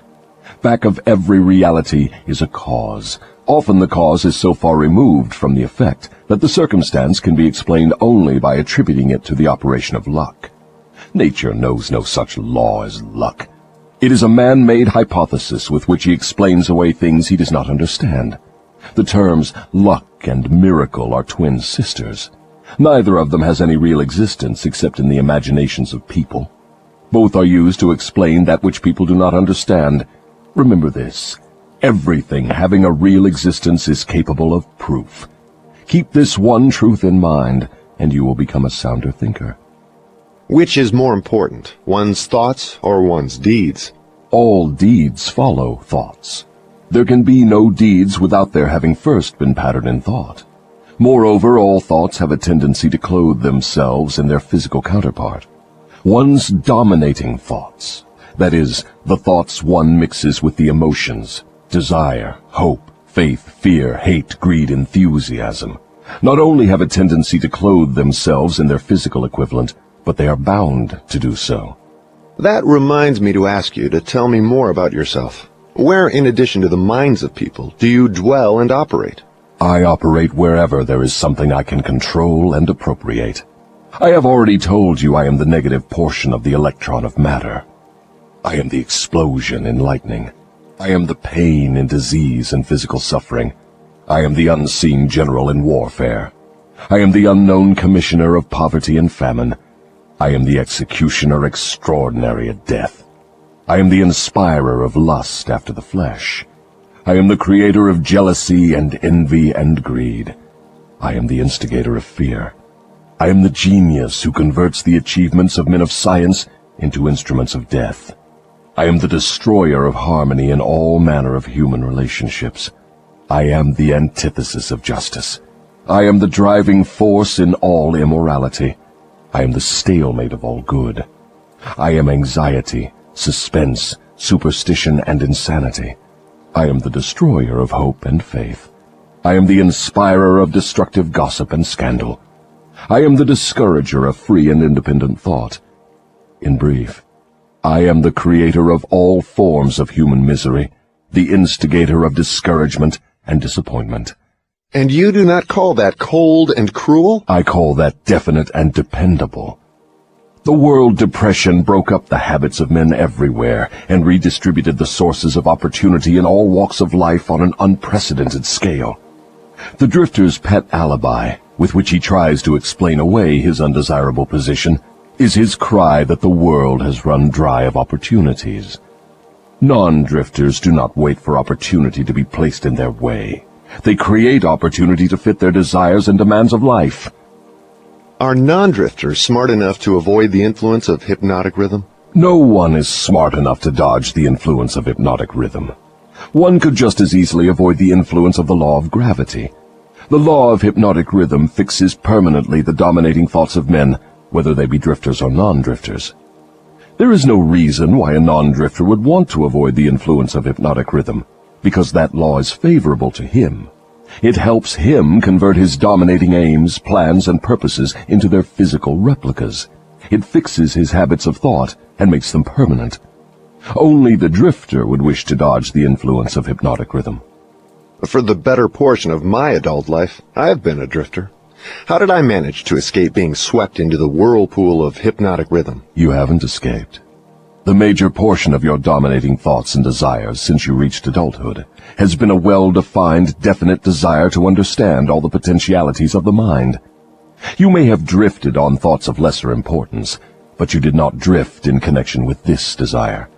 Because you did not drift, you are now recording a document which gives you exactly what your dominating thoughts demanded of life.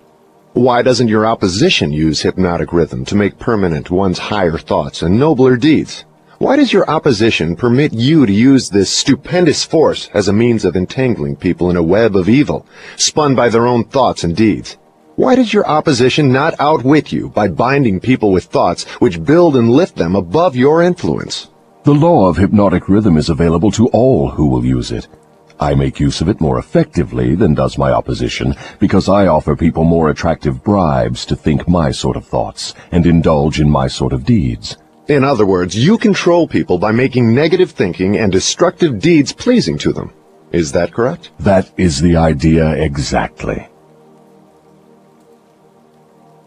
I've often wondered why your opposition, what we earthbound call God, does not annihilate you. Can you tell me why? Because the power is as much mine as his. It is as available to me as to him. That is what I have been trying to get over to you. The highest power in the universe can be used for constructive purposes, through what you call God, or it can be used for negative purposes, through what you call the devil. And something more important still, it can be used by any human being just as effectively as by God or the devil. You make a far-reaching claim. Can you prove your claim? Yes, but it would be better if you proved it for yourself. The devil's word is not worth much among your earthbound sinners. Neither is God's word. You fear the devil and refuse to trust your God. Therefore, you have but one source available through which you may appropriate the benefits of universal power, and that is by trusting and using your own power of thought. This is the direct road to the universal storehouse of infinite intelligence. There is no other road available to any human being. Why have we earthbound not found the road to infinite intelligence sooner? Because I have intercepted you and led you off the path by planting in your minds thoughts which destroy your power to use your minds constructively. I have made it attractive to you to use the power of infinite intelligence to attain negative ends through greed, avarice, lust, envy, and hatred. Remember, your mind attracts that which your mind dwells upon. To divert you away from my opposition, I had only to feed you on thoughts helpful to my cause. If I understand what you're saying, you're admitting that no human being need fear the devil or worry about how to flatter God. That is it precisely. This admission may put a crimp in my style, but I have the satisfaction of knowing it may also slow down my opposition by sending people direct to the source of all power. In other words, if you cannot control people through negative bribes or fear, then you wish to kick over the entire apple cart and show people how to go around God. Are you by any chance in politics too? Your technique seems frightfully familiar. Am I in politics? If I am not in politics, who do you believe starts depressions and forces people into wars? Surely you would not lay this at the door of my opposition. As I have already told you, I have allies in all walks of life to help me in connection with all human relationships. Why don't you take over the churches and use them outright in your cause? Do you think I am a fool? Who would keep alive the fear of the devil if I subdued the churches? Who would serve as a decoy to attract the attention of people while I manipulate their minds if I did not have some agency through which to sow the seeds of fear and doubt? The cleverest thing I do is to use the allies of my opposition to keep the fear of hell burning in the minds of people. As long as people fear something, no matter what, I will keep a grip on them. I'm beginning to see your scheme. You use the churches to plant the seed of fear and uncertainty and indefiniteness in the minds of people. These negative states of mind cause people to form the habit of drifting. This habit crystallizes into permanency through the law of hypnotic rhythm. Then the victim is helpless to help himself. Is that right? Hypnotic rhythm, then, is something to be watched and respected. A better way of stating the truth is that hypnotic rhythm is something to be studied, understood, and voluntarily applied to attain definite desired ends. If the force of hypnotic rhythm is not voluntarily applied to attain definite ends, may it be a great danger? Yes, and for the reason that it operates automatically. If it is not consciously applied to attain a desired end, it can, and it will, operate to attain undesired ends. Take the simple illustration of climate, for example. Anyone can see and understand that nature forces every living thing and every element of matter to adjust itself to her climates. In the tropics, she creates trees which bear fruit and reproduce themselves. She forces the trees to adjust themselves to her scorching sun. She forces them to put out leaves suitable for protection against the rays of the sun. These same trees could not survive if removed to the Arctic regions, where nature has established an entirely different climate. In the colder climate, she creates trees which are adjusted to survive and to reproduce themselves, but they could not survive if transplanted in the tropical regions. In the same manner, nature clothes her animals, giving to those in each different climate a covering suited to their comfort and survival in that climate. In a similar manner, nature forces upon the minds of men the influences of their environment, which are stronger than the individual's own thoughts. Children are forced to take on the nature of all influences of those around them, unless their own thoughts are stronger than the influences. Nature sets up a definite rhythm for every environment, and everything within the range of that rhythm is forced to conform to it. Man alone has the power to establish his own rhythm of thought, providing he exercises this privilege before hypnotic rhythm has forced upon him the influences of his environment.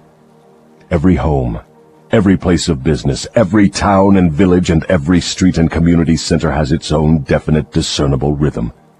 If you wish to know what a difference there is in the rhythms of streets, take a walk up Fifth Avenue in New York, and then down a street in the slums. All forms of rhythm become permanent with time.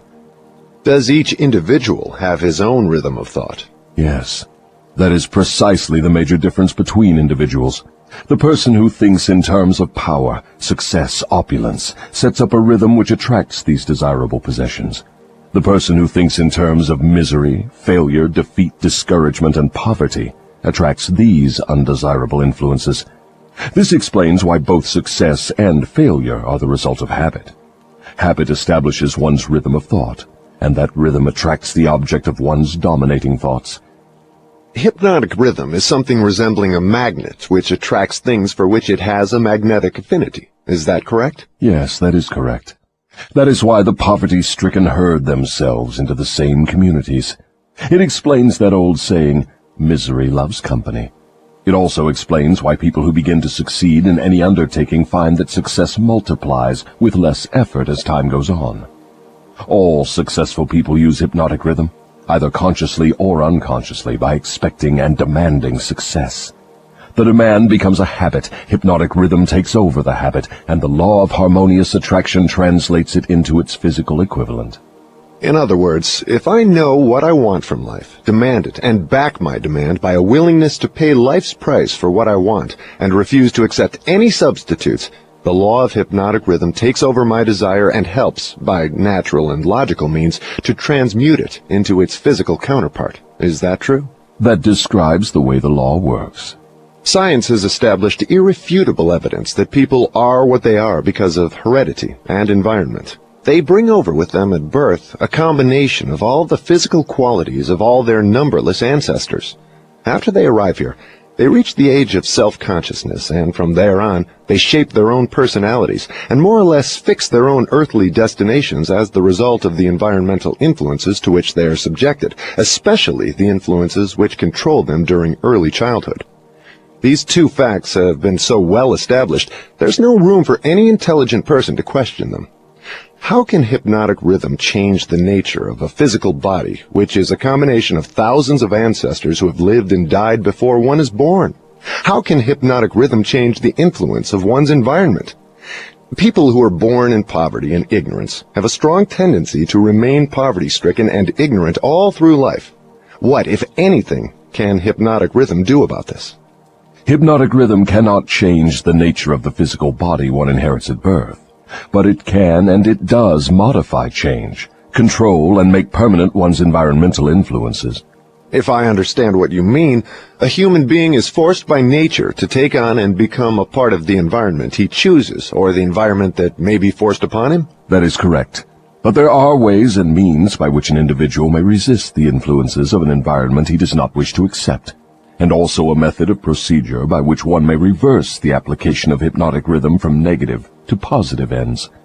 Do you mean that there is a definite method by which hypnotic rhythm can be made to serve instead of destroy one? I mean just that.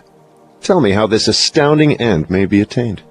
For my description to be of any practical value, it will be necessarily lengthy, because it will have to cover 7 principles of psychology which must be understood and applied by all who use hypnotic rhythm to aid them in forcing life to yield that which they want. Then break your description into 7 parts, each giving a detailed analysis of one of the 7 principles with simple instructions for its practical application. Your Majesty will now proceed to unfold the secrets of the 7 principles through which human beings may force life to provide them with spiritual, mental, and physical freedom. Do not be sparing in your description of these principles. I want a complete illustration of how the principles may be used by anyone who chooses to use them. Tell us all you know about the principle of definiteness of purpose. If you go through with this mad idea of publishing my confession, you will open the gates of hell and turn loose all the precious souls I have collected back down through the ages. You will deprive me of souls yet unborn. You will release from my bondage millions now living. Stop, I beg of you. Open up. Let's hear what you have to say about the principle of definiteness of purpose. You are pouring water on the fires of hell, but the responsibility is yours, not mine. I may as well tell you that any human being who can be definite in his aims and plans can make life hand over whatever is wanted. That is a broad claim, Your Majesty. Do you wish to tone it down a bit? Tone it down? No, I wish to tone it up. When you hear what I now have to say, you will understand why the principle of definiteness is so important.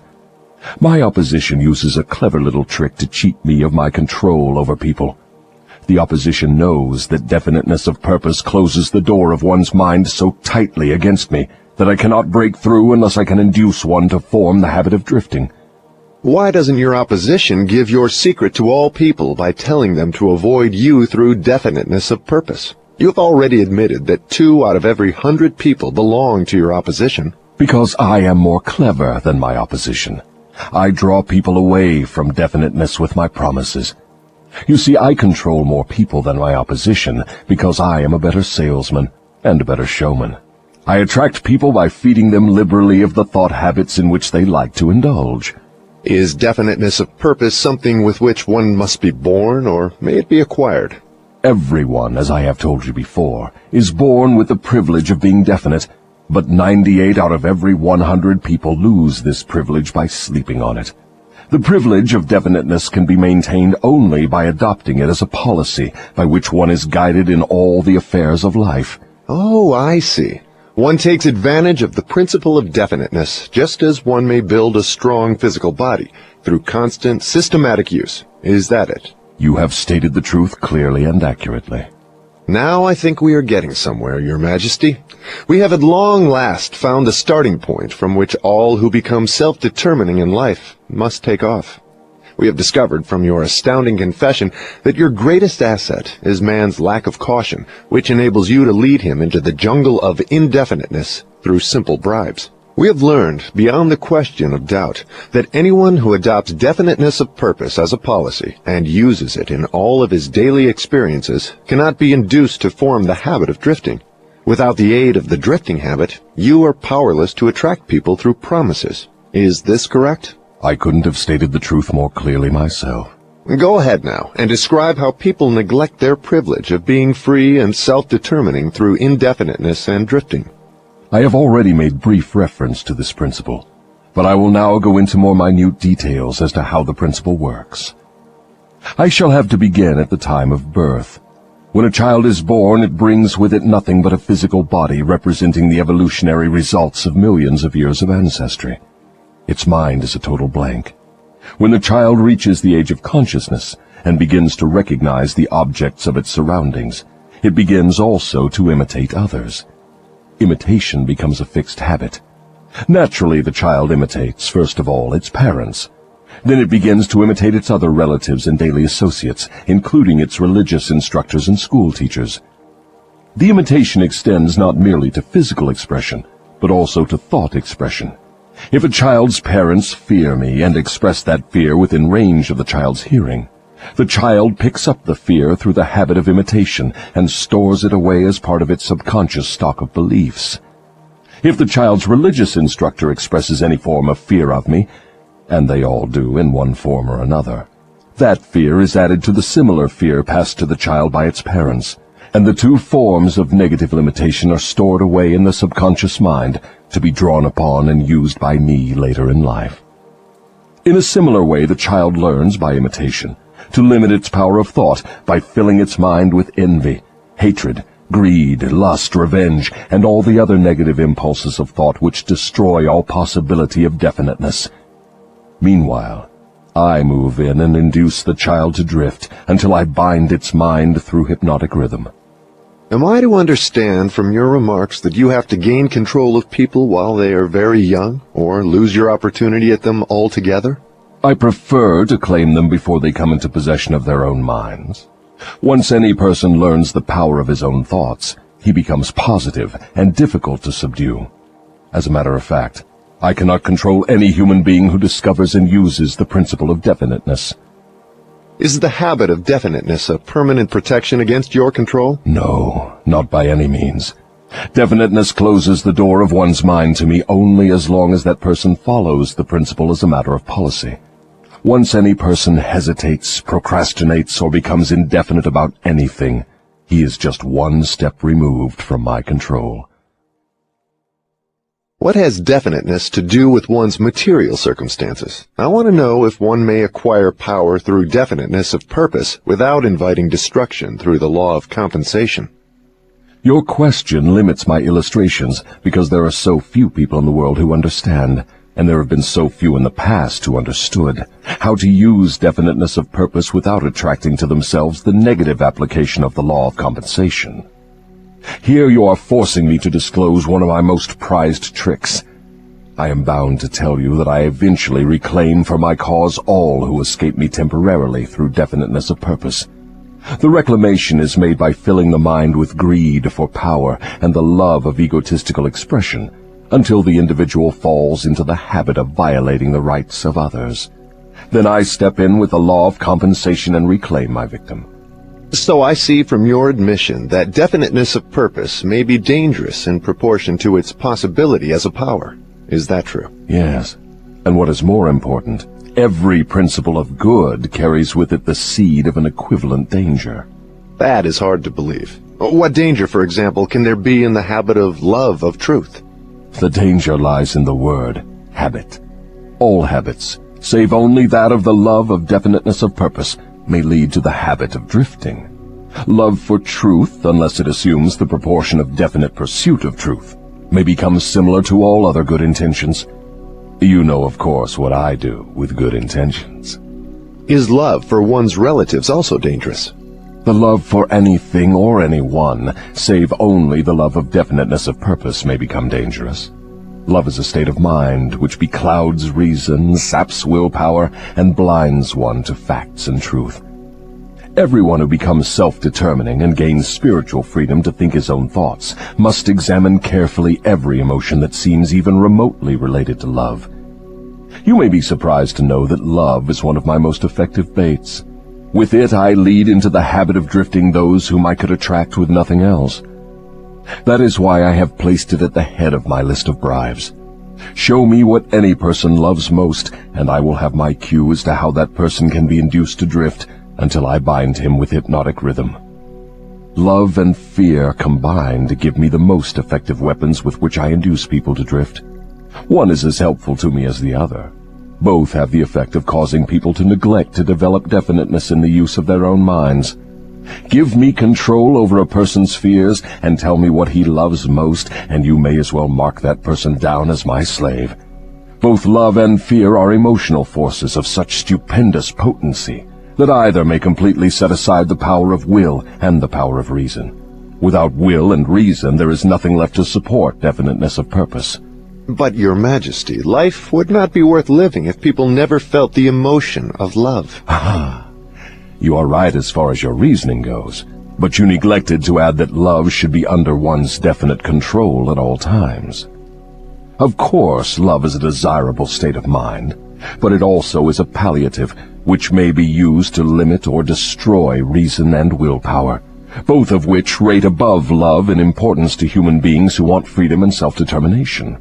I understand from what you say that people who gain power must harden their emotions, master fear, and subdue love. Is that correct? People who gain and maintain power must become definite in all their thoughts and all their deeds. If that is what you call hard, then they must become hard. Let us look into the sources of advantage of definiteness in the everyday affairs of life. Which is more apt to succeed, a weak plan applied with definiteness, or a sound, strong plan indefinitely applied? Weak plans have a way of becoming strong if definitely applied. You mean that any plan definitely put into continuous action in pursuit of a definite purpose may be successful, even if it is not the best plan? Yes, I mean just that. Definiteness of purpose plus definiteness of plan by which the purpose is to be achieved generally succeeds, no matter how weak the plan may be. The major difference between a sound and an unsound plan is that the sound plan, if definitely applied, may be carried out more quickly than an unsound plan. In other words, if one cannot be always right, one can and should be always definite. Is that what you were trying to get across to me? That is the idea. People who are definite in both their plans and their purposes never accept temporary defeat as being more than an urge to greater effort. You can see for yourself that this sort of policy is bound to win if it is followed with definiteness. Can a person who moves with definiteness of both plan and purpose be always sure of success? No. The best of plans sometimes misfire. But the person who moves with definiteness recognizes the difference between temporary defeat and failure. When plans fail, he substitutes others, but he does not change his purpose. He perseveres. Eventually, he finds a plan that succeeds. Will a plan based upon immoral or unjust ends succeed as quickly as one motivated by a keen sense of justice and morality? Through the operation of the law of compensation, everyone reaps that which he sows. Plans based on unjust or immoral motives may bring temporary success, but enduring success must take into consideration the fourth dimension, time. Time is the enemy of immorality and injustice. It is the friend of justice and morality. Failure to recognize this fact has been responsible for the crime wave among the youths of the world. The youthful, inexperienced mind is apt to mistake temporary success for permanency. The youth often makes the mistake of coveting the temporary gains of immoral, unjust plans, but neglects to look ahead and observe the penalties which follow as definitely as night follows day. This is pretty deep stuff, Your Majesty. Let us get back to the discussion of lighter and more concrete subjects that are likely to interest the majority of people. I'm interested in discussing the things that make people happy and miserable, rich and poor, sick and healthy. In brief, I'm interested in everything that can be used by human beings to make life pay satisfactory dividends in return for the effort that one puts into the business of living. Very well, let us be definite. You have my idea. Your Majesty has a tendency to stray off into abstract details which most people can neither understand nor use in the solution of their problems. Could that by any chance be a definite plan of yours to answer my questions with indefinite answers? If that is your plan, it is a slick trick, but it will not work. Go ahead now, and tell me something more of the miseries and failures of human beings growing directly out of indefiniteness. Why not permit me to tell you more of the pleasures and successes of people who understand and apply the principle of definiteness? I observe that sometimes people with definiteness of plan and purpose get what they ask from life, only to find after they get it that they do not want it. What then? Generally, one can get rid of whatever is not wanted by application of the same principle of definiteness with which the thing was acquired.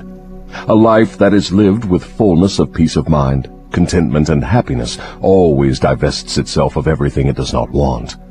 Anyone who submits to annoyance by things he does not want is not definite. He is a drifter. What about married people who cease to want each other? Should they separate? Or is it true that all marriages are made in heaven, and the contracting parties are, therefore, forever bound by their bargain, even though it may prove to be a poor one for both?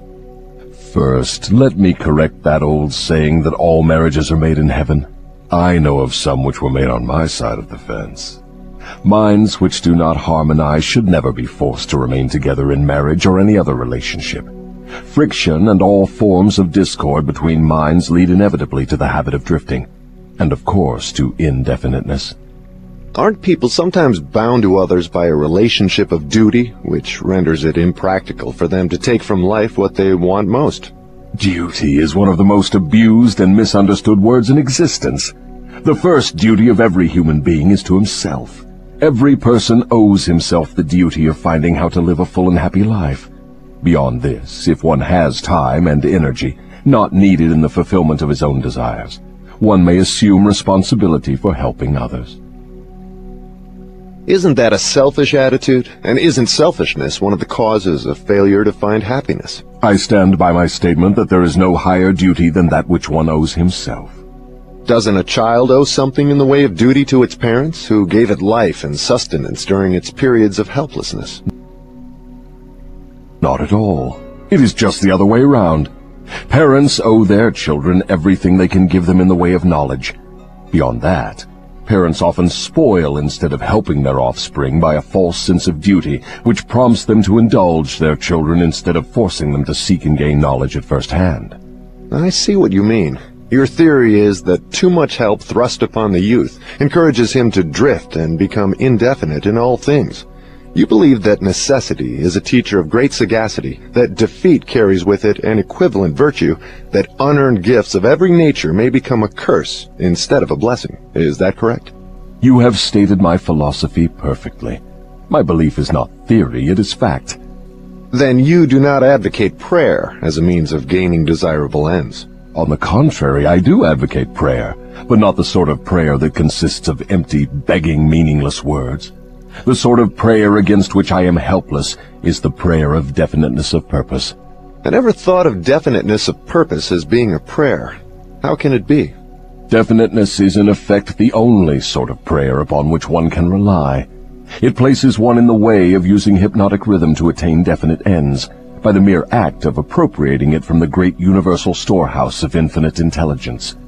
The appropriation, in case you are interested, takes place through definiteness of purpose, persistently pursued.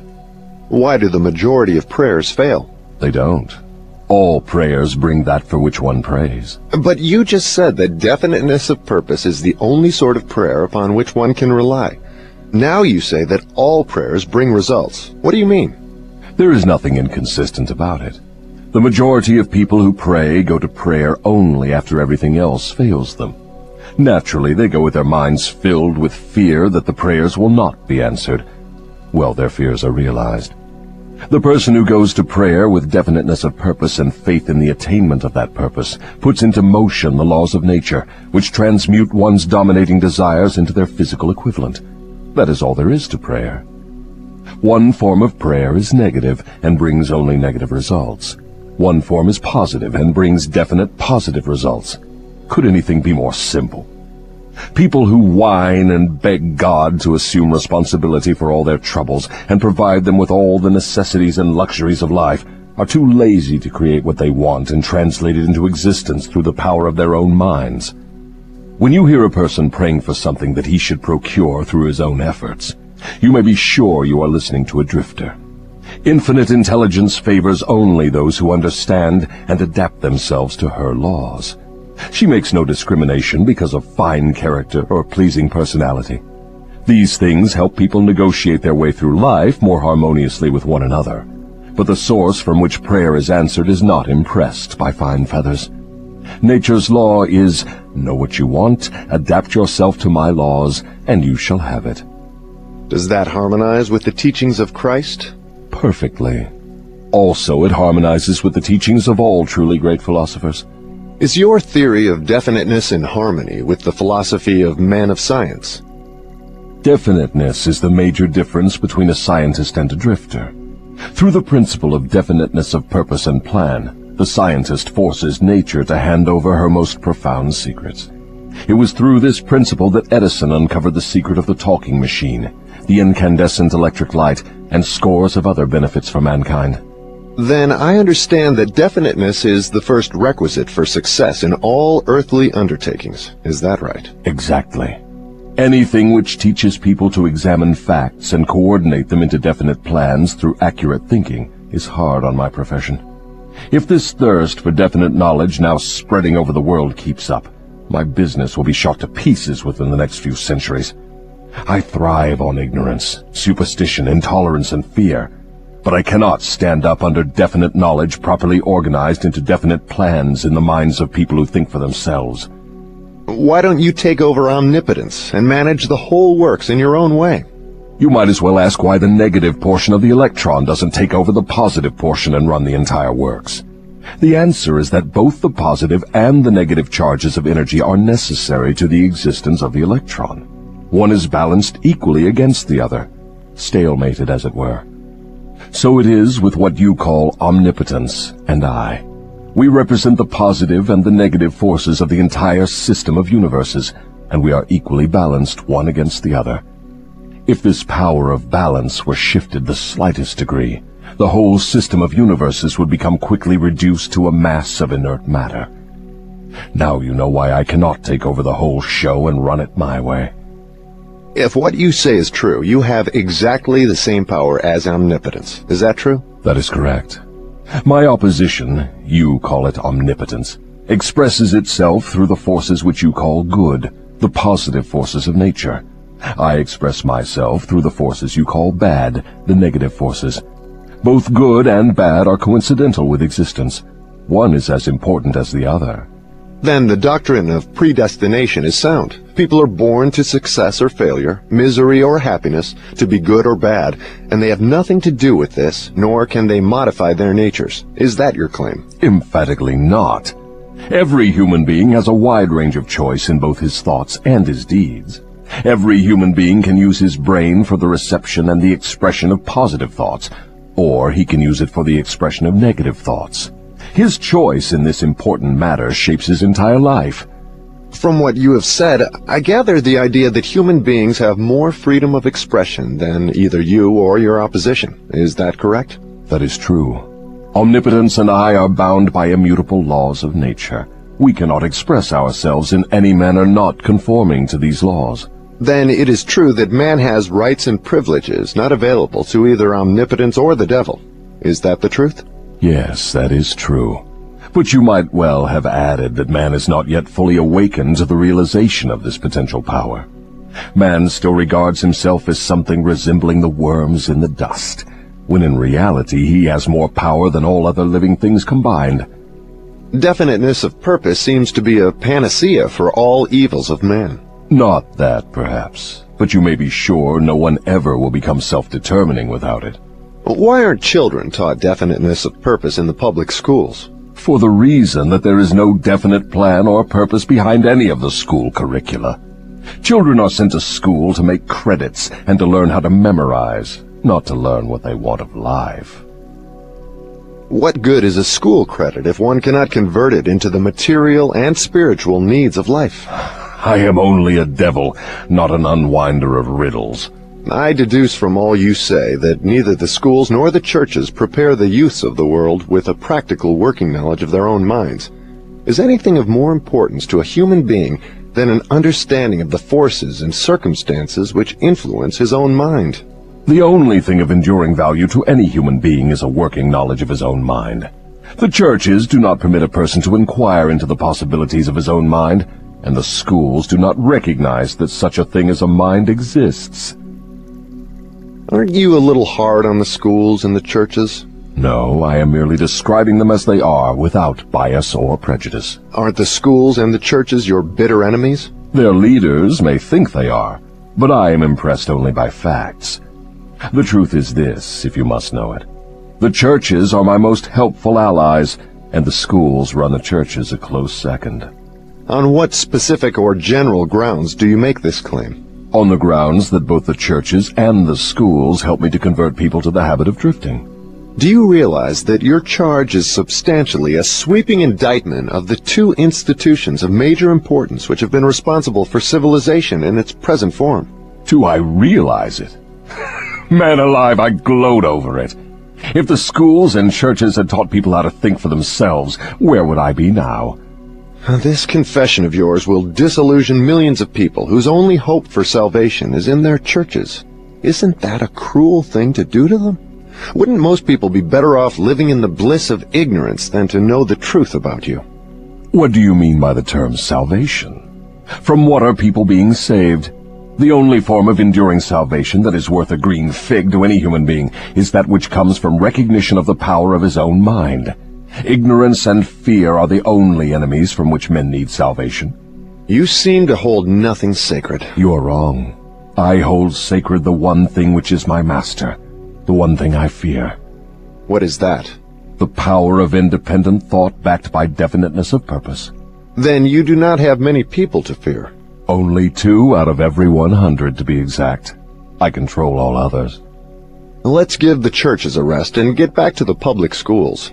Your confession has shown clearly that you thrive and perpetuate yourself from one generation to another by the clever trick of taking over the minds of children before they have the chance to learn how to use their minds.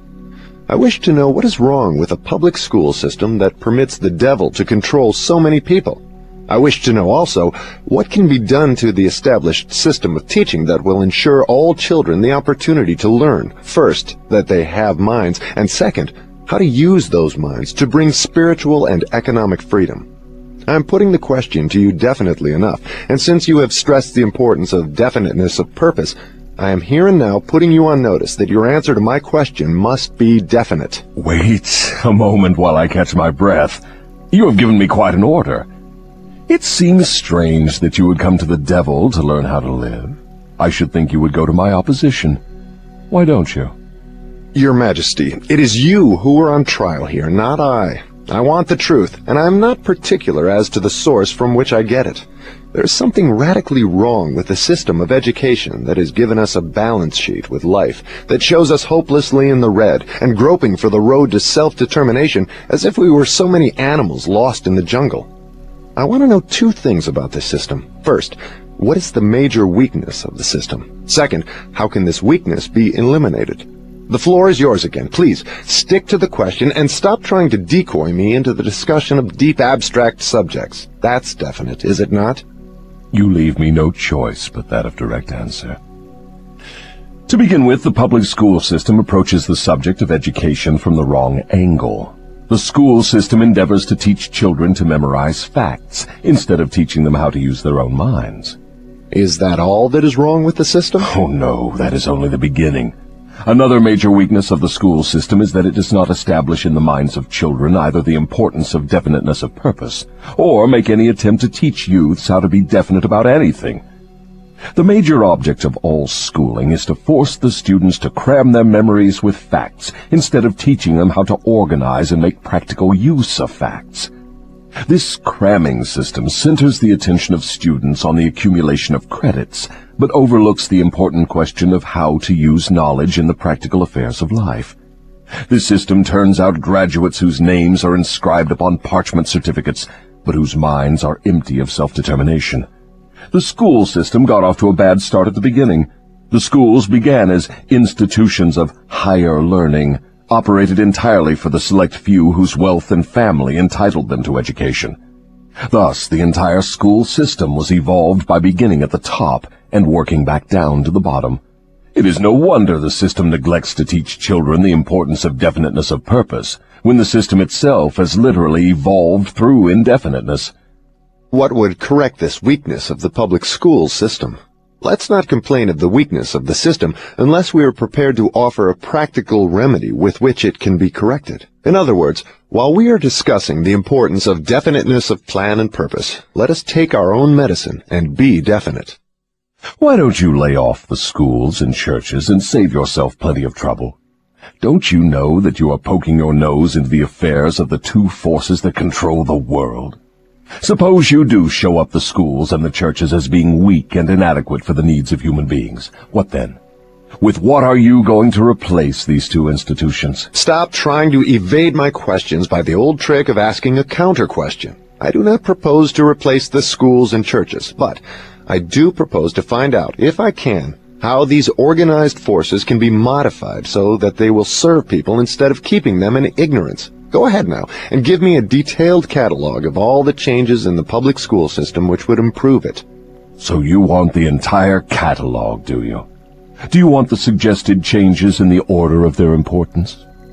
Describe the changes needed, just as they come to you. You are forcing me to commit an act of treason against myself. But here it is. Reverse the present system by giving children the privilege of leading in their schoolwork instead of following orthodox rules designed only to impart abstract knowledge.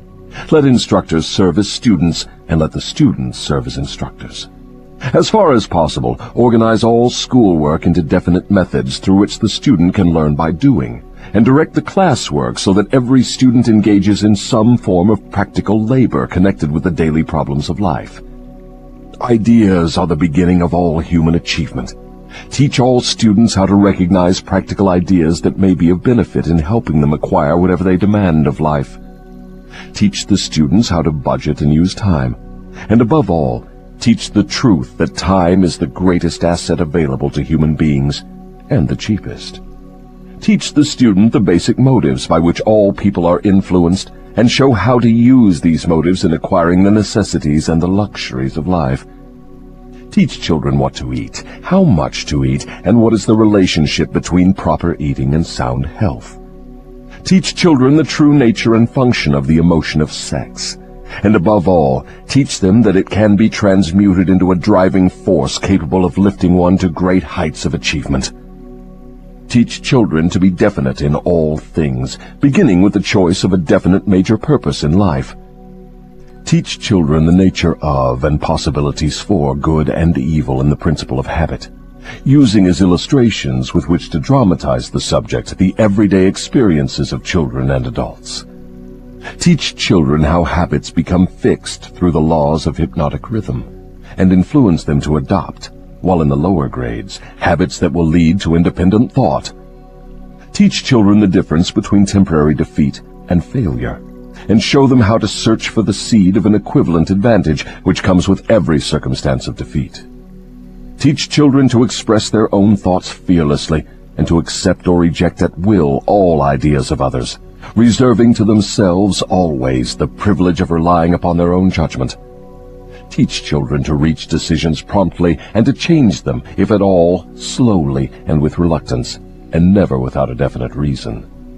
Teach children that the human brain is the instrument with which one receives from the great storehouse of nature the energy which is specialized into definite thoughts, that the brain does not think, but serves as an instrument for the interpretation of stimuli which cause thought.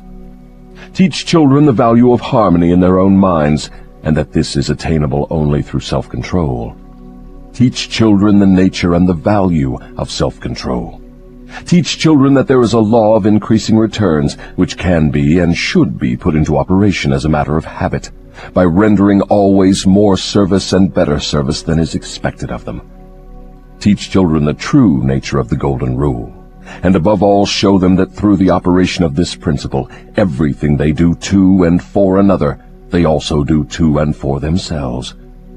Teach children not to have opinions unless they are formed from facts, or beliefs which may reasonably be accepted as facts. Teach children that cigarettes, liquor, narcotics, and overindulgence in sex destroy the power of will and lead to the habit of drifting. Do not forbid these evils, just explain them.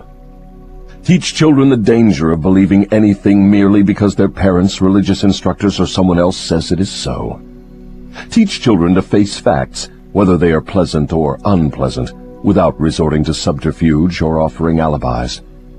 Teach children to encourage the use of their sixth sense, through which ideas present themselves in their minds from unknown sources, and to examine all such ideas carefully. Teach children the full import of the law of compensation as it was interpreted by Ralph Waldo Emerson, and show them how the law works in the small everyday affairs of life.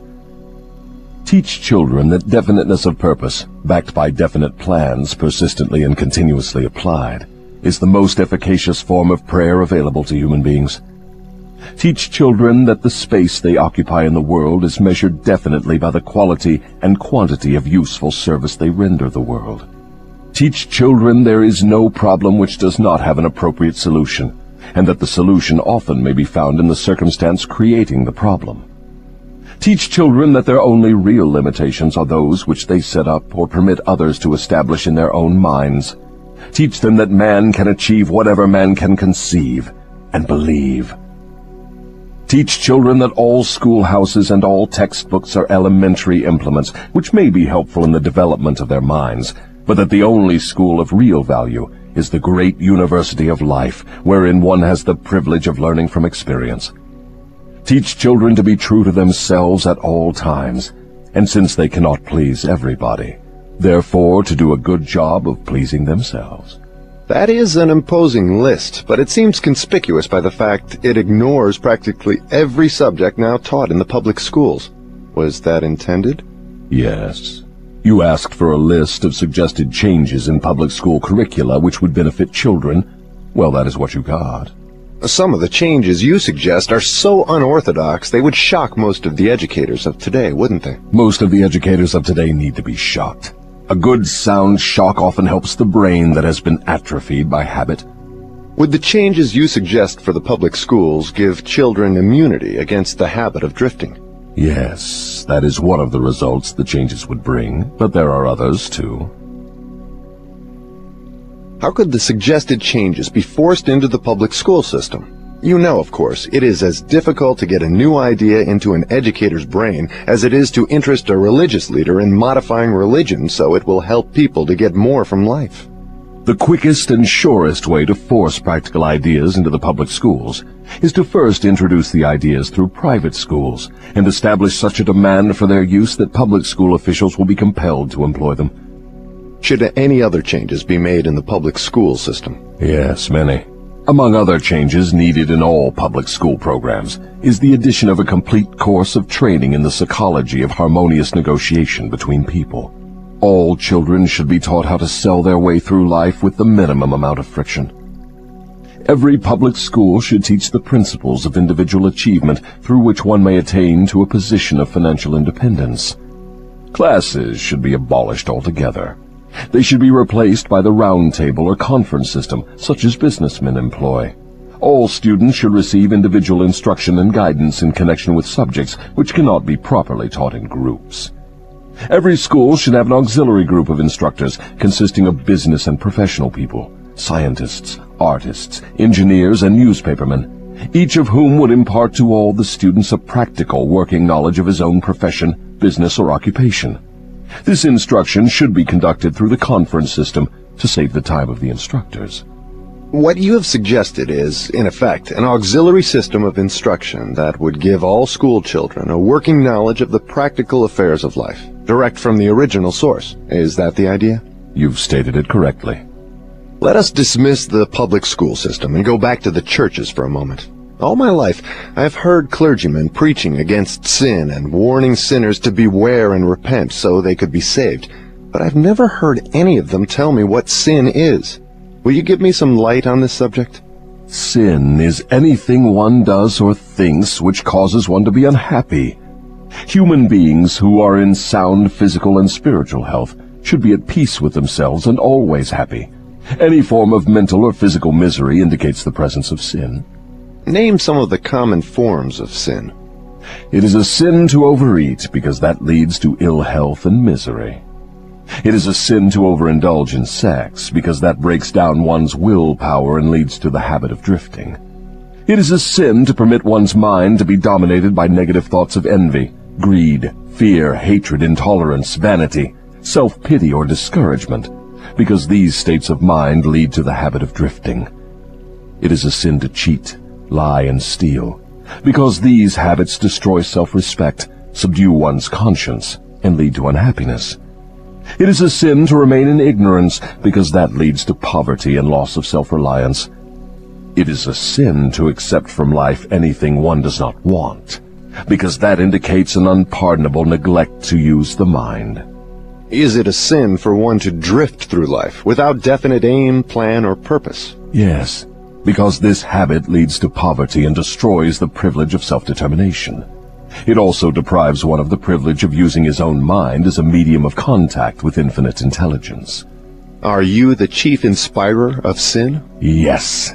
It is my business to gain control of the minds of people in every way possible.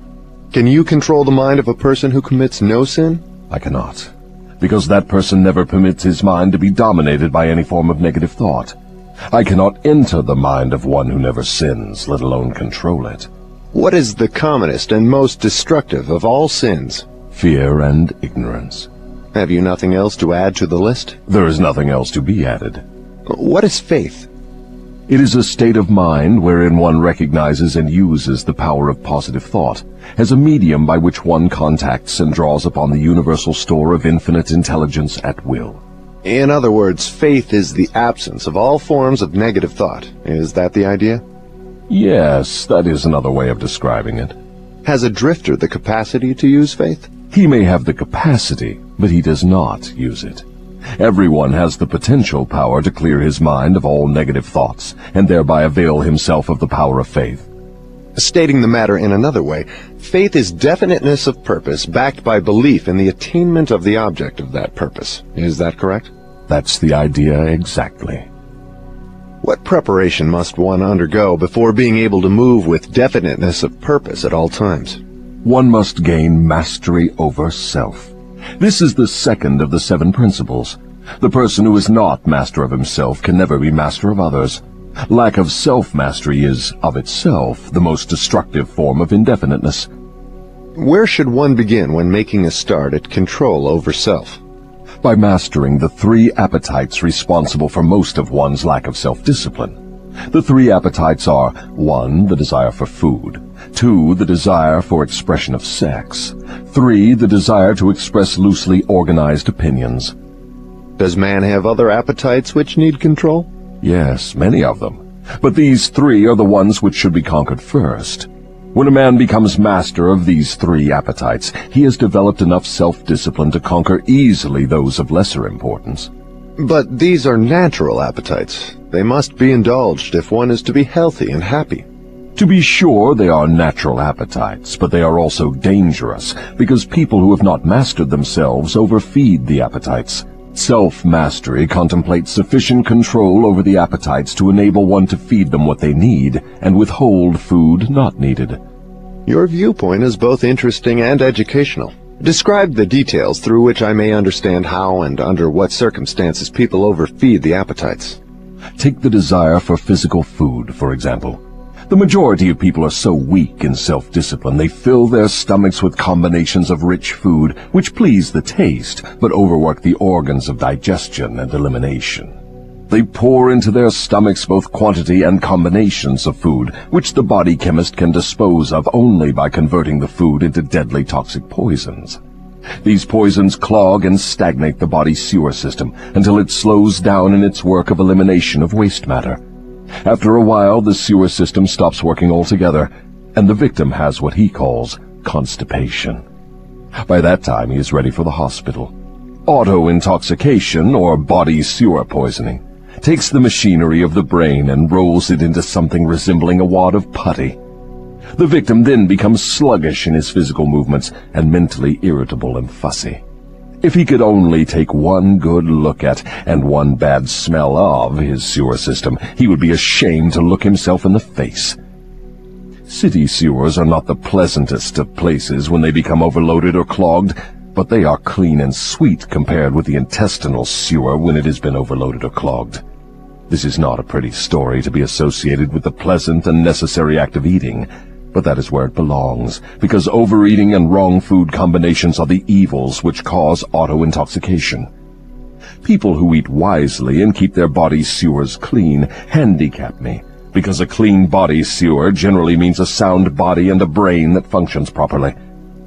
Imagine, if your imagination can be stretched that far, how any human being could move with definiteness of purpose with his body sewer filled with enough poison to kill 100 people if it were injected into their bloodstream directly.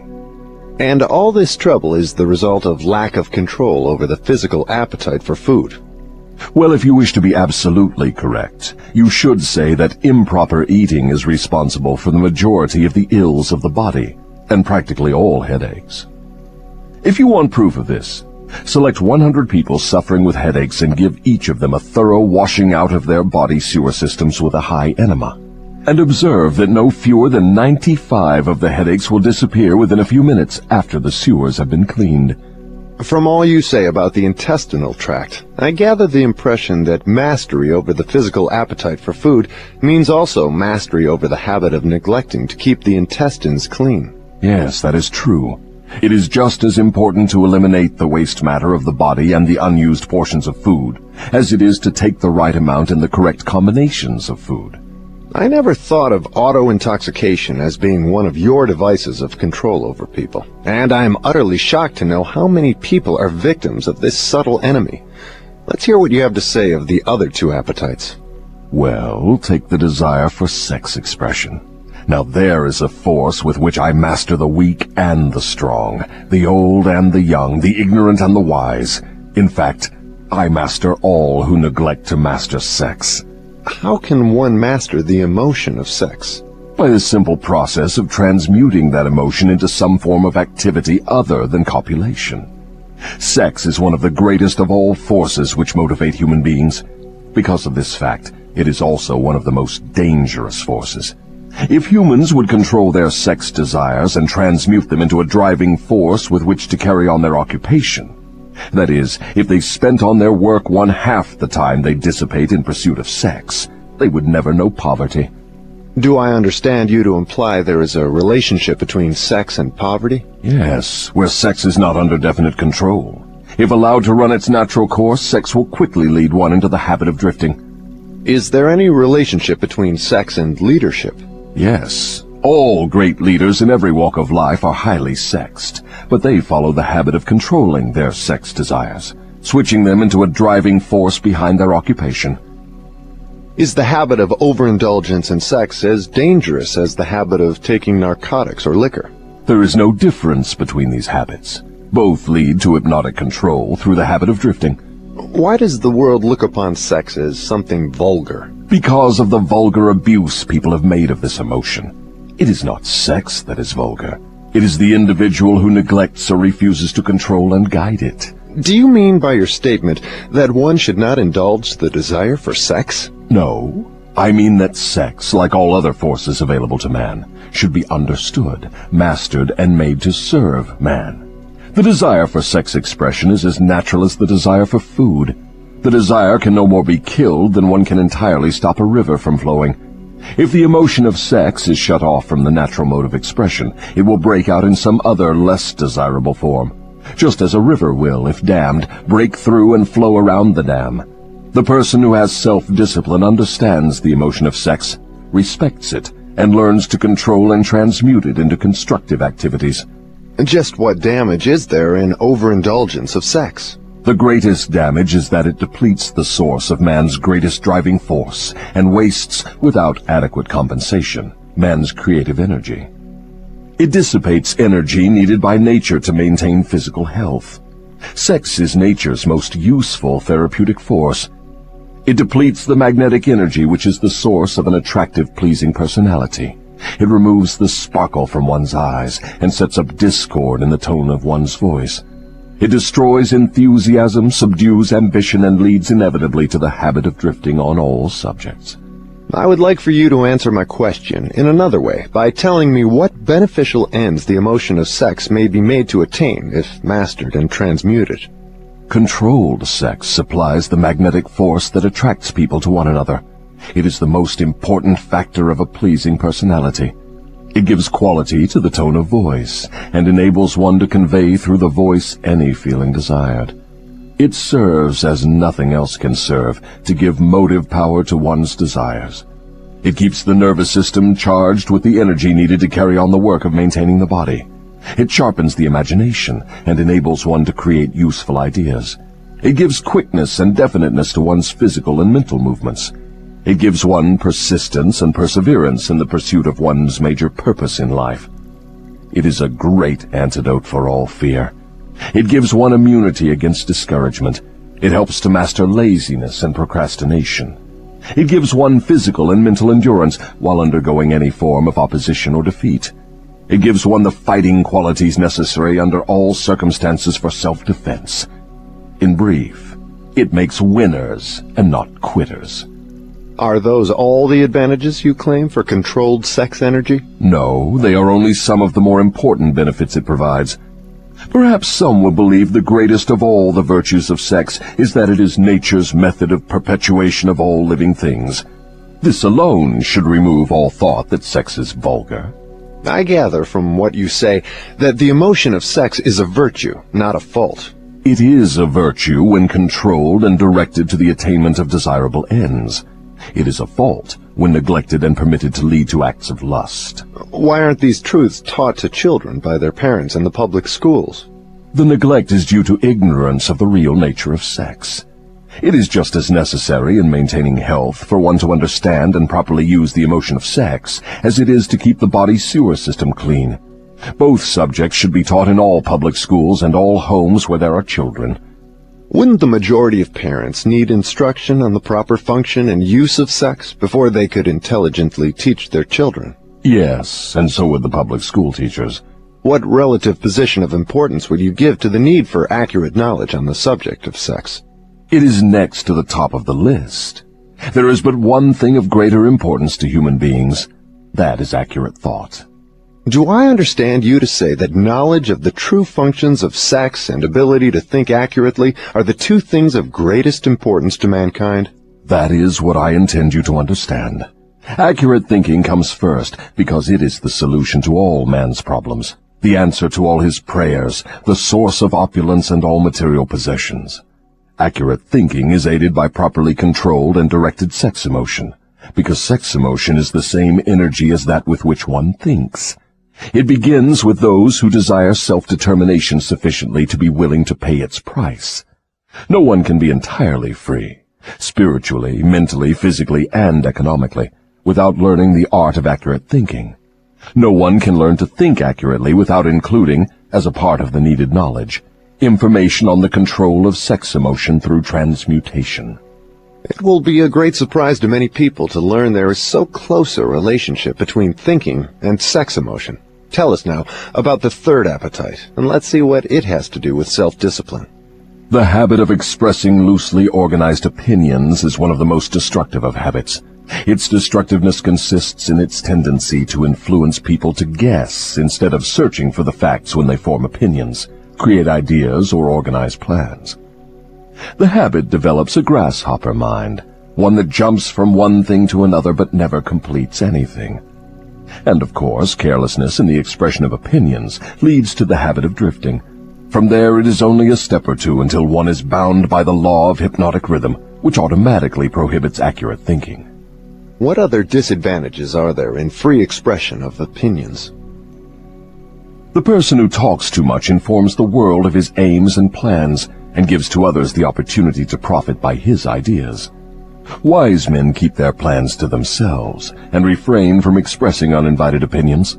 This prevents others from appropriating their ideas and makes it difficult for others to interfere with their plans. Why do so many people indulge in the habit of expressing uninvited opinions? The habit is one way of expressing egotism and vanity. The desire for self-expression is inborn in people. The motive back of the habit is to attract the attention of others and to impress them favorably. Actually, it has just the opposite effect. When the self-invited speaker attracts attention, it usually is unfavorable. Yes. What other disadvantages has the habit? The person who insists on talking seldom has an opportunity to learn by listening to others. But isn't it true that a magnetic speaker often puts himself in the way of opportunity to benefit himself by attracting the attention of others through his powers of oratory? Yes, a magnetic orator does have an asset of tremendous value in his ability to impress people by his speech. But he cannot make the best use of this asset if he forces his speech on others without their invitation. No single quality adds more to one's personality than the ability to speak with emotional feeling, force, and conviction. But the speaker must not impose his speech upon others without being invited to do so. There is an old saying that nothing is worth more than its actual cost. This applies as well to the free, uninvited expression of opinions as to material things. What about people who volunteer their opinions by expressing them in writing? Do they also suffer by lack of self-discipline? One of the worst pests on earth is the person who writes uninvited letters to people of prominence. Men in public office, moving picture stars, men who have succeeded in business or written a best-selling book. And people whose names appear often in the newspapers are continuously besieged by people who write letters expressing their opinion on all subjects. But the writing of uninvited letters is a harmless way of finding pleasure through self-expression, is it not? What damage does one do by the habit? Habits are contagious. Every habit attracts a flock of its relatives. The habit of doing anything that is useless leads to the formation of other habits that are useless, especially the habit of drifting. But that is not all the dangers associated with the habit of indulging in uninvited expression of opinions. The habit creates enemies and places in their hands dangerous weapons by which they may do great injury to the one who indulges in it. Thieves and confidence men and racketeers pay big prices for the names and addresses of the writers of uninvited letters. Knowing as they do, the writers of these letters become easy victims of all manner of schemes that result in the loss of their money. They refer to the writers of such letters as nuts. If you wish to know how foolish people are who write uninvited letters, read the nut column of any newspaper, the column in which the paper publishes the voluntary opinions of its readers, and you will see for yourself how the writers of such letters antagonize people and invite opposition from others. Now, I had no idea, Your Majesty, that people get into so much difficulty through uninvited expression of their opinions. But now that you have brought up the subject, I do remember writing the editor of a prominent magazine an uninvited letter of criticism, which cost me a fine position on his staff, at a fat salary. That is a perfect example. The proper place to begin self-discipline is right where you stand. The way to begin is by recognizing the truth, that there is nothing for good or evil throughout the myriads of universes except the power of natural law. There is no individual personality anywhere throughout the myriad of universes with the slightest power to influence a human being, save nature and human beings themselves. There is no human being now living, no human being has ever lived, and no human being ever will live with the right or the power to deprive another human being of the inborn privilege of free and independent thought. That privilege is the only one over which any human being can have absolute control. No adult human being ever loses the right to freedom of thought, but most humans lose the benefits of this privilege either by neglect or because it has been taken away from them by their parents or religious instructors before the age of understanding. These are self-evident truths, no less important because they are being called to your attention by the devil than they would be if brought to your attention by my opposition. But what are people going to lean upon in the hour of emergency when they know not where nor to whom to appeal? Let them lean upon the only dependable power available to any human being. And what is that? Themselves. The power of their own thoughts. The only power they can control and may rely upon. The only power which cannot be perverted, colored, modified, or falsified by their dishonest fellow human beings. All you say seems logical, but why must I come to the devil to discover such profound truths? Let's get back to the 7 principles. You've already disclosed enough information to show clearly that the secret of how to break the power of hypnotic rhythm is wrapped in the 7 principles. You have shown, too, that the most important of these principles is self-discipline. Now, go ahead and describe the other 5 principles you have not yet mentioned and indicate what part they play in giving one self-discipline. First, let me summarize that part of my confession we have already covered. I have frankly told you that my 2 most effective devices for mastering human beings are the habit of drifting and the law of hypnotic rhythm. I have shown you that drifting is not a natural law, but a man-made habit which leads to man's submission to the law of hypnotic rhythm. The 7 principles are the media by which man may break the hold of hypnotic rhythm and take possession again of his own mind. You see, therefore, the 7 principles are the 7 steps which lead victims of hypnotic rhythm out of the self-made prisons in which they are bound. The 7 principles are the master key that unlocks the door to spiritual, mental, and economic self-determination. Is that true? Yes, that's another way of stating the truth. Is failure ever a benefit to man? Yes. Indeed, learning from adversity is the 3rd of the 7 principles. But few people know that every adversity brings with it the seed of an equivalent advantage. Still fewer people know the difference between temporary defeat and failure.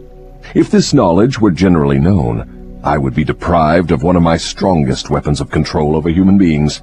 But I understood you to say that failure is one of your greatest allies. I got the impression from your confession that failure causes people to lose ambition and quit trying, and then you take them over without opposition on their part.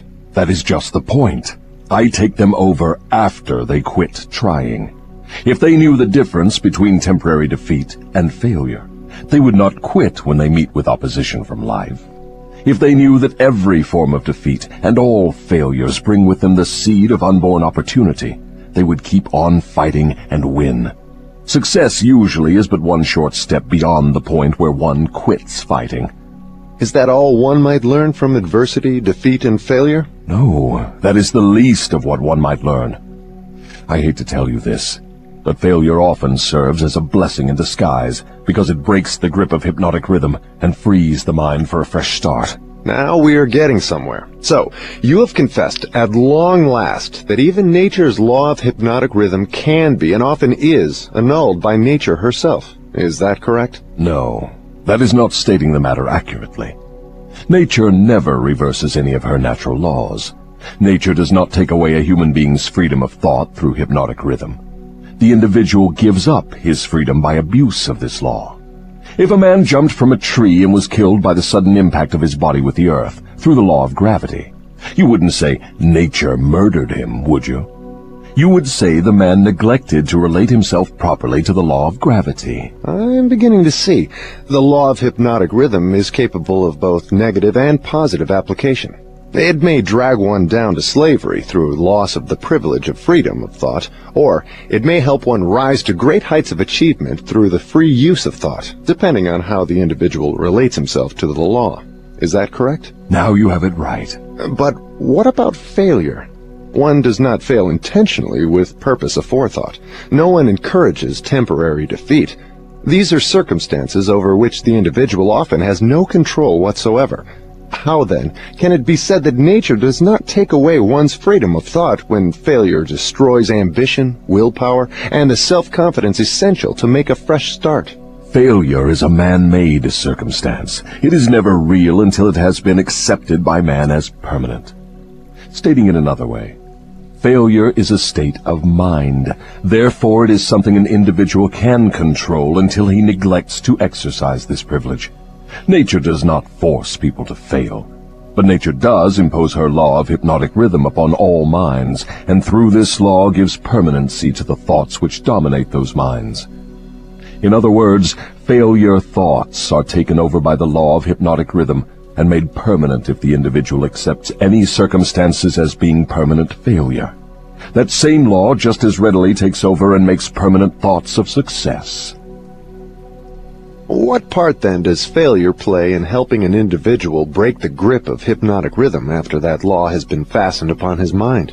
Failure brings a climax in which one has the privilege of clearing his mind of fear and making a new start in another direction. Failure proves conclusively that something is wrong with one's aims or the plans by which the object of these aims is sought. Failure is the dead end of the habit path one has been following, and when it is reached, it forces one to leave that path and take up another, thereby creating a new rhythm. But failure does more than this. It gives an individual an opportunity to test himself, wherein he may learn how much willpower he possesses. Failure also forces people to learn many truths they would never discover without it. Failure often leads an individual to an understanding of the power of self-discipline, without which no one could turn back after having once been the victim of hypnotic rhythm. Study the lives of all people who achieve outstanding success in any calling, and observe with profit that their success is usually in exact ratio to their experiences of defeat before succeeding. Is this all you have to say of the advantages of failure? No, I have barely begun. If you want the real significance of adversity, failure, defeat, and all other experiences which break up a human being's habits and force him to form new habits, watch nature at her work. Nature uses illness to break the physical rhythm of the body when the cells and organs become improperly related. She uses economic depressions to break the rhythm of mass thought when great numbers of people become improperly related, through business, social, and political activities. And she uses failure to break the rhythm of negative thought when an individual becomes improperly related to himself in his own mind. Observe carefully, and you will see that everywhere in nature there is always at work a natural law which gives eternal change to all matter, all energy, and to the power of thought. The only permanent thing in the universe is change. Eternal, inexorable change, through which every atom of matter and every unit of energy has the opportunity to properly relate itself to all other units of matter and energy. And every human being has the opportunity and the privilege of properly relating himself to all other human beings, no matter how many mistakes he makes, or how many times or in what ways he may be defeated. When mass failure overtakes a nation, such as the 1929 World Business Depression, the circumstance is in perfect harmony with nature's plan to break up man's habits and give out fresh opportunities. What you are saying intrigues me. Am I to understand that hypnotic rhythm has something to do with the way people relate themselves to one another? That abstract, elusive thing called character is nothing but a manifestation of the law of hypnotic rhythm. Therefore, when speaking of one's character, it would be proper to say his thought habits have been crystallized into a positive or a negative personality. Through hypnotic rhythm, one is good or bad because of the knitting together of his thoughts and deeds through hypnotic rhythm. One is bound by poverty or blessed with abundance because his aims, plans, and desires, or lack of them, have been made permanent and real by hypnotic rhythm. Is that all you have to say of the connection between hypnotic rhythm and human relationships? No, I have just begun. Remember, while I am talking, I am speaking of the influence of hypnotic rhythm in connection with all human relationships. Men who succeed in business do so entirely because of the way they relate themselves to their associates and to others outside of the business. Professional men who succeed do so largely because of the manner in which they relate themselves to their clients. It is much more important for the lawyer to know people and to know the laws of nature than it is to know the law. And the doctor is a failure before he starts unless he knows how to relate himself to his patients so as to establish their faith in him. Marriage succeeds or fails entirely because of the manner in which the participants relate themselves to one another.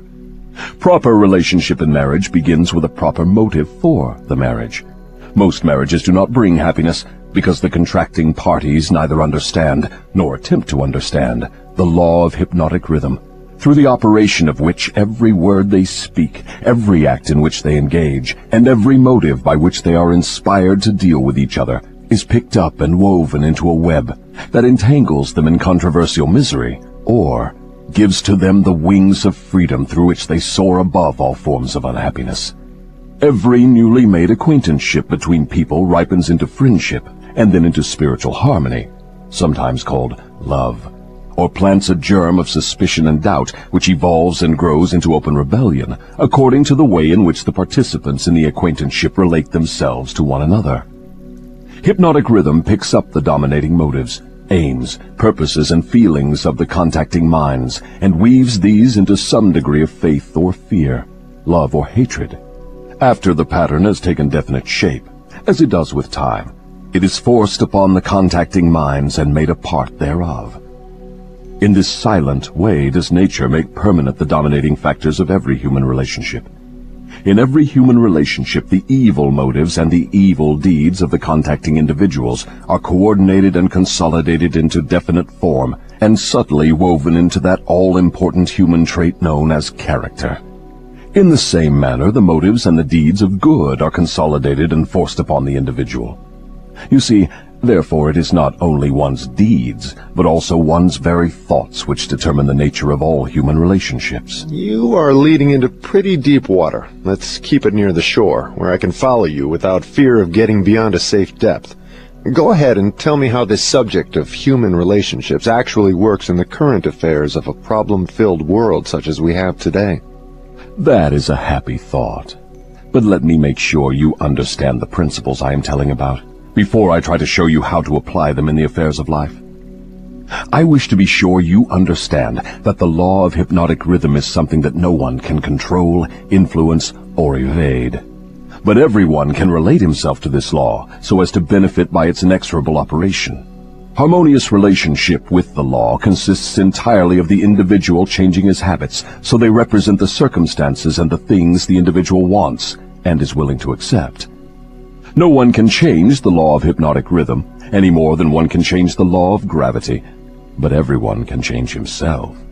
Remember, therefore, in all the discussion of this subject, that all human relationships are made and maintained by the habits of the individuals related. The law of hypnotic rhythm plays only the part of solidifying the factors which constitute human relationships, but it does not create those factors. Before we go further with the discussion of human relationships, I want you to get a clear understanding of the subconscious mind. The term subconscious mind represents a hypothetical physical organ which has no actual existence. The mind of man consists of universal energy, some call it infinite intelligence, which the individual receives, appropriates, and organizes in definite thought forms through the network of intricate physical apparatus known as a brain. These thought forms are replicas of various stimuli which reach the brain through the 5 commonly known physical senses, and the 6th sense, which is not so well known. When any form of stimuli reaches the brain and takes the definite shape of thought, it is classified and stored away in a group of the brain cells known as the memory group. All thoughts of a similar nature are stored together, so that the bringing forth of one leads to easy contact with all its associates. The system is very similar to the modern office filing cabinet, and it is operated in a similar manner. The thought impressions with which one mixes the greatest amount of emotion or feeling are the dominating factors of the brain because they are always near the surface, at the top of the filing system, so to speak, where they spring into action voluntarily the moment an individual neglects to exercise self-discipline. These emotion-laden thoughts are so powerful, they often cause an individual to rush into action and indulge in deeds which have not been submitted to or approved by his reasoning faculty. These emotional outbursts usually destroy harmony in all human relationships. The brain often brings together combinations of emotional feelings so powerful they completely set aside the control of the reasoning faculty. On all such occasions, human relationships are apt to be lacking in harmony. Through the operation of the 6th sense, the brain of a human being may contact the filing cabinet of other brains and inspect at will whatever thought impressions are on file there. The condition under which one person may contact and inspect the filing cabinet of another person's brain is generally known as harmony. But you may better understand what is meant if I say brains attuned to the same rate of thought vibrations can easily and quickly exercise the privilege of entering and inspecting each other's filing cabinets of thoughts. In addition to receiving organized thoughts from the filing cabinets of other brains through the sixth sense, one can, through this same physical organ, contact and receive information from the universal storehouse known as infinite intelligence. All information reaching one's brain through the sixth sense comes from sources not easily isolated or traced. Therefore, this sort of information is generally believed to come from one's subconscious mind. The sixth sense is the organ of the brain through which one receives all information, all knowledge, all thought impressions which do not come through one or more of the 5 physical senses. Now that you understand how the mind operates, you will more easily understand how and why people come to grief through improper human relationships. You will also understand how human relationship may be made to yield riches in their highest form, riches in material, mental, and spiritual estates. Moreover, you will understand there can never be happiness except through understanding and application of the right principles of human relationships. You will understand, too, that no individual is an entity unto himself, that completeness of mind can be attained only by harmony of purpose and deed between 2 or more minds. You will understand why every human being should, of his own choice, become his brother's keeper in fact, as well as in theory. What you say may be true, but I still insist that you have me beyond safe depths of thought. Let us get back nearer to the shore, where I can wade in familiar water. We shall go out into the deeper water after we learn to swim well. We started out to discuss the subject of how to profit by adversity, but it seems we have drifted somewhat afield from that subject. We have detoured, but we have not drifted. The devil never drifts. The detour was necessary in order that you might be prepared to understand the most important part of this entire interview. We are now ready to get back to the discussion of the subject of adversity. Inasmuch as most adversities grow out of improper relationships between people, it seems important to understand how people may become properly related. Naturally, the question arises as to what is a proper relationship between people. The answer is that the proper relationship is one that brings to all connected with it, or affected by it, some form of benefit. What then is an improper relationship? Any relationship between people which damages anyone, or brings any form of misery or unhappiness to any of the individuals. How can improper relationships be corrected? By change of mind of the person causing the improper relationship, or by changing the persons to the relationship. Some minds harmonize naturally, while others just as naturally clash. Successful human relationships, to endure as such, must be formed of minds that naturally harmonize, quite aside from the question of having common interests as a means of bringing them into harmony.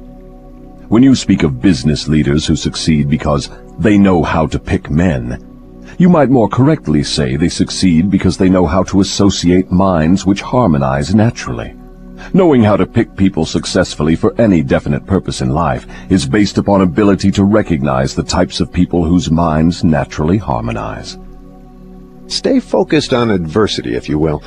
If there are possible benefits to be found through adversity, name some of them. Adversity relieves people of vanity and egotism. It discourages selfishness by proving that no one can succeed without the cooperation of others.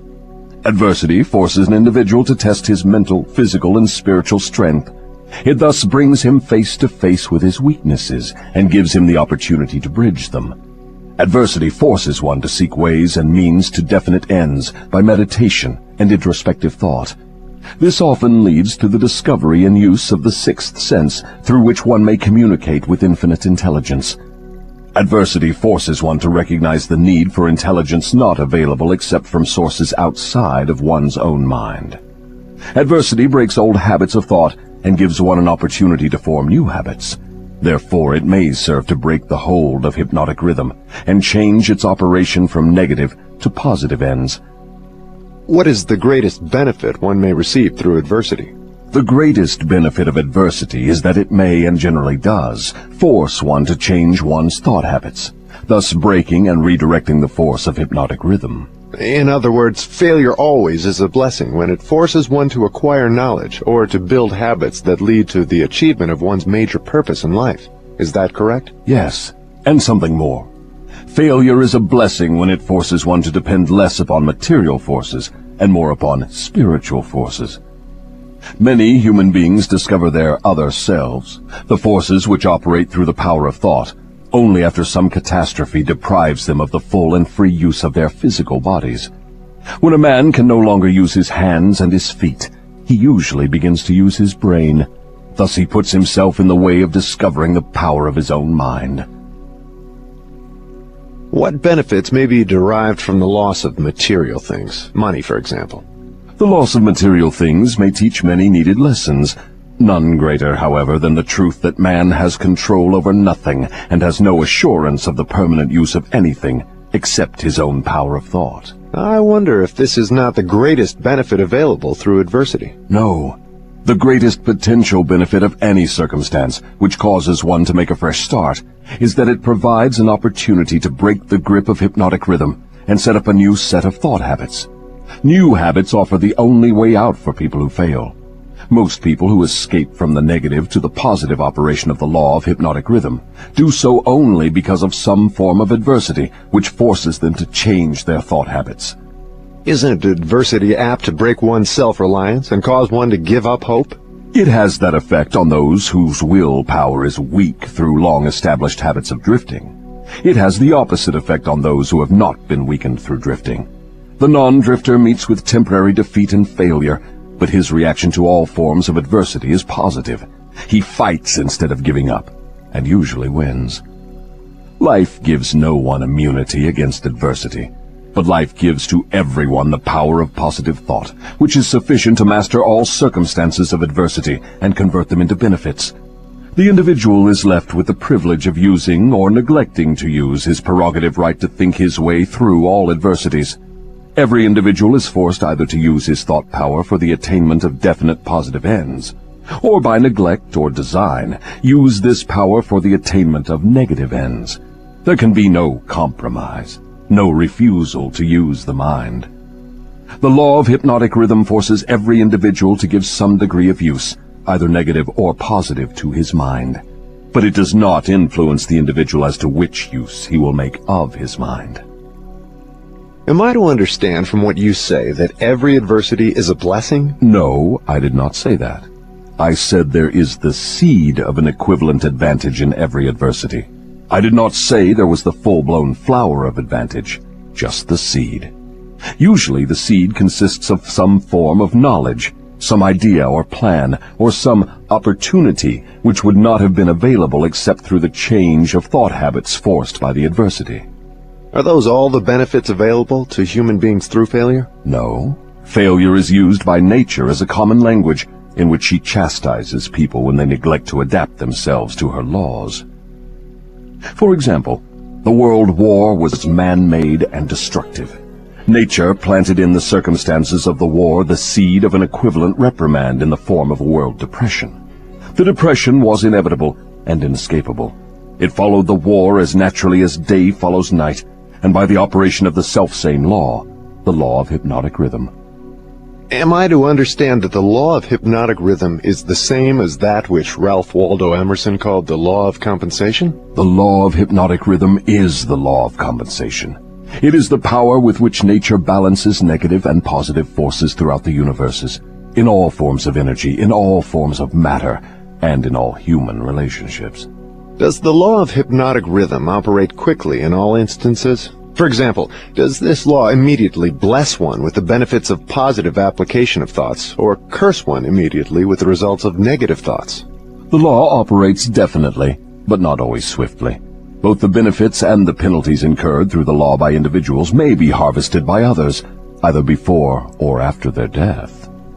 Observe how this law works by forcing upon one generation of people the effects of both the sins and the virtues of preceding generations. In the operation of all of nature's laws, the fourth dimension, time, is an inexorable factor. The length of time consumed by nature in the relation of effects to their causes depends in every instance on the circumstances at hand. Nature grows a pumpkin in 3 months. A good-sized oak tree requires 100 years. She converts a hen's egg into a chicken in 4 weeks, but she requires 9 months to convert the egg of a human being into an individual. I now have a better understanding of the potentialities of adversity and failure. You may go ahead now with your description of the next of the 7 principles. What is your next principle? The next principle is environmental influence. Go ahead and describe the working principle of environmental influences as a determining factor in human destinies. Environment consists of all the mental, spiritual, and physical forces which affect and influence human beings. What connection, if any, is there between environmental influences and hypnotic rhythm? Hypnotic rhythm solidifies and makes permanent the thought habits of human beings. Thought habits are stimulated by environmental influences. In other words, the material on which thoughts are fed comes from one's environment. Thought habits are made permanent by hypnotic rhythm. What is the most important part of one's environment? The part which determines, more than all others, whether an individual makes positive or negative use of his mind? The most important part of one's environment is that created by his association with others. All people absorb and take over, either consciously or unconsciously, the thought habits of those with whom they associate closely. Do you mean by this that constant association with a person whose thought habits are negative influences one to form negative thought habits? Yes. The law of hypnotic rhythm forces every human being to form thought habits which harmonize with the dominating influences of his environment, particularly that part of his environment created by his association with other minds. Then it is important that one select one's close associates with great care. Yes. One's intimate associates should be chosen with as much care as one chooses the food with which he feeds his body, with the object always of associating with people whose dominating thoughts are positive, friendly, and harmonious. Which class of associates has the greatest influence upon one? One's partner in marriage and in the home, and one's associates in his occupation. After that come close friends and acquaintances. Casual acquaintances and strangers have but little influence on one. Why does one's partner in marriage have so great an influence upon one's mind? Because the relationship of marriage brings people under the influence of spiritual forces of such weight that they become dominating forces of the mind. How may environmental influences be used to break the grip of hypnotic rhythm? All influences which establish thought habits are given permanency through the law of hypnotic rhythm. One may change the influences of his environment so that the dominating influences are either positive or negative, and the law of hypnotic rhythm will make them permanent unless they are changed through one's habits of thought.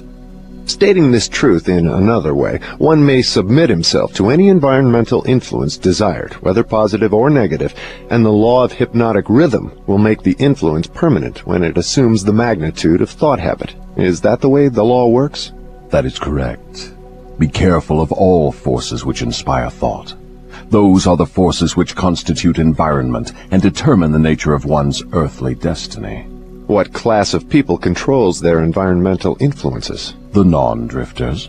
All who are victims of the habit of drifting forfeit their power to choose their own environment. They become the victims of every negative influence of their environment. Is there no way out for the drifter? Is there no method by which he may submit himself to the influence of a positive environment? Yes, there is a way out for drifters. They can stop drifting, take possession of their own minds, and choose an environment which inspires positive thought. This they may accomplish through definiteness of purpose. Is that all there is to the act of eliminating the habit of drifting? Is the habit only a state of mind? Drifting is nothing but a negative state of mind, a state of mind conspicuous by its emptiness of purpose.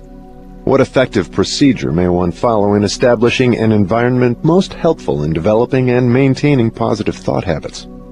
The most effective of all environments is that which may be created by a friendly alliance of a group of people who will obligate themselves to assist one another in achieving the object of some definite purpose. This sort of an alliance is known as a mastermind. Through its operation, one may associate himself with carefully chosen individuals, each of whom brings to the alliance some knowledge, experience, education, plan, or idea suited to his needs in carrying out the object of his definite purpose. The most successful leaders in all walks of life avail themselves of this sort of made-to-order environmental influence. Outstanding achievement is impossible without the friendly cooperation of others. Stating the truth in another way, successful people must control their environment, thereby ensuring themselves against the influence of a negative environment. What of people whose duty to relatives makes it impossible for them to avoid the influence of a negative environment? No human being owes another any degree of duty which robs him of his privilege of building his thought habits in a positive environment. On the other hand, every human being is duty-bound to himself to remove from his environment every influence which even remotely tends to develop negative thought habits. Isn't this a cold-blooded philosophy? Only the strong survive. No one can be strong without removing himself from all influences which develop negative thought habits. Negative thought habits result in the loss of the privilege of self-determination, no matter what or who may cause those habits. Positive thought habits may be controlled by the individual and made to serve his aims and purposes. Negative thought habits control the individual and deprive him of the privilege of self-determination. I deduce from all you have said that those who control the environmental influences out of which their thought habits are built are masters of their earthly destinies, and that all others are mastered by earthly destinies. Is that stating the matter correctly? Perfectly stated. What establishes one's thought habits? All habits are established because of inherent or acquired desires, or motives. That is, habits are begun as the result of some form of definite desire. What takes place in the physical brain while one is forming thought habits? Desires are organized impulses of energy, called thoughts. Desires that are mixed with emotional feeling magnetize the brain cells in which they are stored and prepare those cells to be taken over and directed by the law of hypnotic rhythm. When any thought appears in the brain or is created there, and is mixed with keen emotional feeling of desire, the law of hypnotic rhythm begins at once to translate it into its physical counterpart. Dominating thoughts, which are acted upon first by the law of hypnotic rhythm, are those with which are mixed the strongest desires and the most intense feelings. Thought habits are established by the repetition of the same thoughts. What are the most impelling basic motives or desires which inspire thought action? The 10 most common motives, those which inspire most of one's physical action, are these: the desire for sex expression and love, the desire for physical food, the desire for spiritual, mental, and physical self-expression, the desire for perpetuation of life after death, the desire for power over others, the desire for material wealth, the desire for knowledge, the desire to imitate others, the desire to excel others, the 7 basic fears. These are the dominating motives which inspire the majority of all human endeavors. What about the negative desires, such as greed, envy, avarice, jealousy, anger?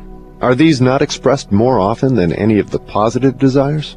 All negative desires are nothing but frustrations of positive desires. They are inspired by some form of defeat, failure, or neglect by human beings to adapt themselves to nature's laws in a positive way. That's a new slant on the subject of negative thoughts. If I correctly understand what you have said, all negative thoughts are inspired by one's neglect or failure to adapt oneself harmoniously to nature's laws. Is that correct? That is exactly correct. Nature will not tolerate idleness or vacuums of any sort. All space must be and is filled with something. Everything in existence, of both a physical and a spiritual nature, must be and is constantly in motion. The human brain is no exception. It was created to receive, organize, specialize, and express the power of thought. When the individual does not use the brain for the expression of positive, creative thoughts, nature fills the vacuum by forcing the brain to act upon negative thoughts. There can be no idleness in the brain. Understand this principle, and you will come into a new and important understanding of the part environmental influences take in the lives of human beings. You will better understand also how the law of hypnotic rhythm operates, it being the law which keeps everything and everyone constantly moving through some form of expression of either negative or positive principles. Nature is not interested in morals as such. She is not interested in right and wrong. She is not interested in justice and injustice. She is interested only in forcing everything to express action according to its nature. That is an enlightening interpretation of nature's ways. To whom may I turn for corroboration of your claims? To men of science, to the philosophers, to all accurate thinkers. Lastly, to the physical manifestations of nature herself. Nature has no such thing as dead matter.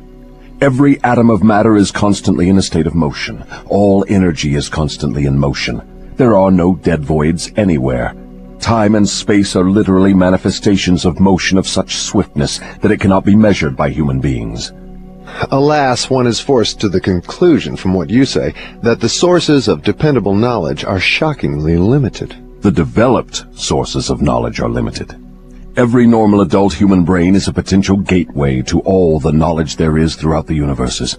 Every normal adult brain has within its mechanism the possibility of direct communication with infinite intelligence, wherein exists all the knowledge that is or can ever be. Your statement leads me to believe that human beings may become all they have attributed to what they call God. Is that what you mean? Through the law of evolution, the human brain is being perfected to communicate at will with infinite intelligence.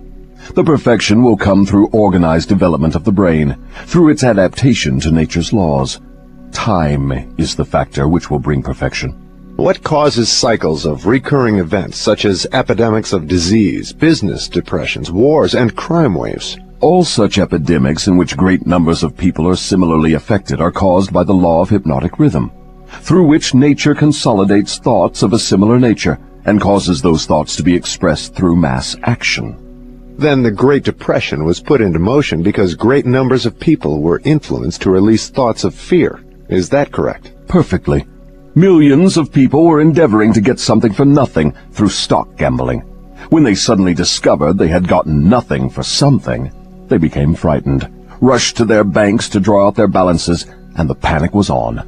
Through mass thought of millions of minds, all thinking in terms of fear of poverty, the depression was prolonged over a period of years.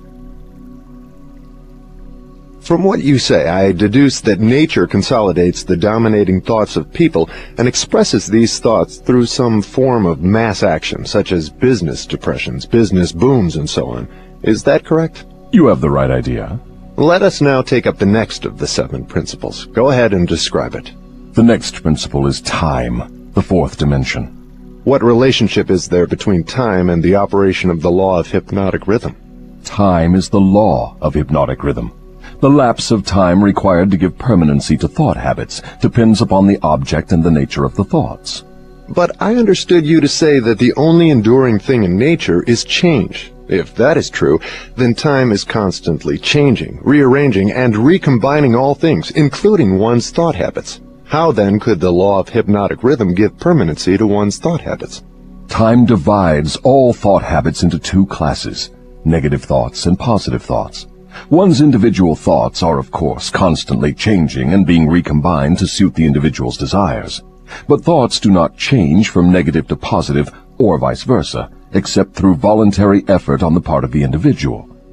Time penalizes the individual for all negative thoughts and rewards him for all positive thoughts, according to the nature and purpose of the thoughts.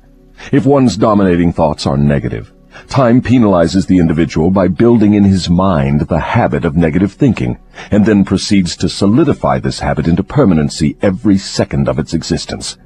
Positive thoughts are likewise woven by time into permanent habits. The term permanency, of course, refers to the natural life of the individual. In the strict sense of the term, nothing is permanent. Time converts thought habits into what might be called permanency during the life of the individual. Now I have a better understanding of how time works. What other characteristics has time in connection with the earthly destiny of human beings? Time is nature's seasoning influence through which human experience may be ripened into wisdom. People are not born with wisdom, but they are born with the capacity to think, and they may, through the lapse of time, think their way into wisdom. Do youths ever possess wisdom? Only in very elementary matters. Wisdom comes only through the lapse of time. It cannot be inherited, and it cannot be imparted from one person to another except through the lapse of time. Does the lapse of time force an individual to acquire wisdom? No. Wisdom comes only to non-drifters who form positive thought habits as a dominating force in their lives.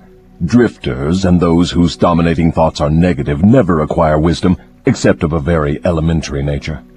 From what you say, I infer that time is the friend of the person who trains his mind to follow positive thought habits and the enemy of the person who drifts into negative thought habits. Is that correct? That is precisely true. All people can be classified as drifters and non-drifters. Drifters are always at the mercy of the non-drifters, and time makes this relationship permanent. Do you mean that if I drift along through life without definite aim or purpose, the non-drifter may become my master, and time only serves to give the non-drifter a stronger and more permanent grip upon me? That is stating the truth exactly. What is wisdom? Wisdom is the ability to relate yourself to nature's laws so as to make them serve you, and the ability to relate yourself to other people so as to gain their harmonious, willing cooperation in helping you to make life yield whatever you demand of it. Then accumulated knowledge is not wisdom. Great heavens, no! If knowledge were wisdom, the achievements of science would not have been converted into implements of destruction. What is needed to convert knowledge into wisdom? Time, plus the desire for wisdom. Wisdom is never thrust upon one. It is acquired, if at all, by positive thinking, through voluntary effort. Is it safe for all people to have knowledge? It is never safe for anyone to have extensive knowledge without wisdom. What is the age at which most people who acquire wisdom begin to acquire it? The majority of people who acquire wisdom do so after they have passed the age of 40. Prior to that time, the majority of people are too busy gathering knowledge and organizing it into plans to spend any effort seeking wisdom. What circumstance of life is most apt to lead one to acquire wisdom? Adversity and failure. These are nature's universal languages through which she imparts wisdom to those who are ready to receive it. Do adversity and failure always bring wisdom? No, only to those who are ready for wisdom and have voluntarily sought it. What determines one's readiness to receive wisdom? Time and the nature of one's thought habits. Is newly acquired knowledge the same as time-tested knowledge? No. Knowledge tested through the lapse of time always is superior to that which has been newly acquired. Time gives to knowledge definiteness in both quality and quantity, and dependability. One can never be sure of knowledge that has not been tested. What is dependable knowledge? It is knowledge which harmonizes with natural law, which means that it is based upon positive thought. Does time modify and alter the values of knowledge? Yes, time modifies and alters all values. That which is accurate knowledge today may become null and void tomorrow because of time's rearrangement of facts and values. Time modifies all human relationships for better or for worse, depending upon the policy through which people relate themselves to one another. In the realm of thought there is a time when it is proper to sow the seeds of thought, and there is a proper time to reap the harvest of those thoughts, the same as there is a time to sow and a time to reap from the soil of the earth. Without the proper measurement of time between the sowing and the reaping, nature modifies or withholds the rewards of the sowing. Go ahead now and describe the last two of the 7 principles. The next principle is harmony. Throughout nature one may find evidences that all natural law moves in an orderly manner, through the law of harmony. Through the operation of this law, nature forces everything within the range of a given environment to become harmoniously related. Understand this truth, and you will catch a new and a more intriguing vision of the power of environment. You will understand why association with negative minds is fatal to those seeking self-determination. Do you mean that nature voluntarily forces human beings to harmonize with the influences of their environment? Yes, that is true. The law of hypnotic rhythm forces upon every living thing the dominating influences of the environment in which it exists. If nature forces human beings to take on the nature of the environment in which they live, what means of escape are available to people who find themselves in an environment of poverty and failure but desire to escape? They must change their environment or remain poverty-stricken. Nature permits no one to escape the influences of his environment. However, nature, in her abundance of wisdom, has given to every normal human being the privilege of establishing his own mental, spiritual, and physical environment. But once he establishes it, he must become a part of it. This is the inexorable working of the law of harmony.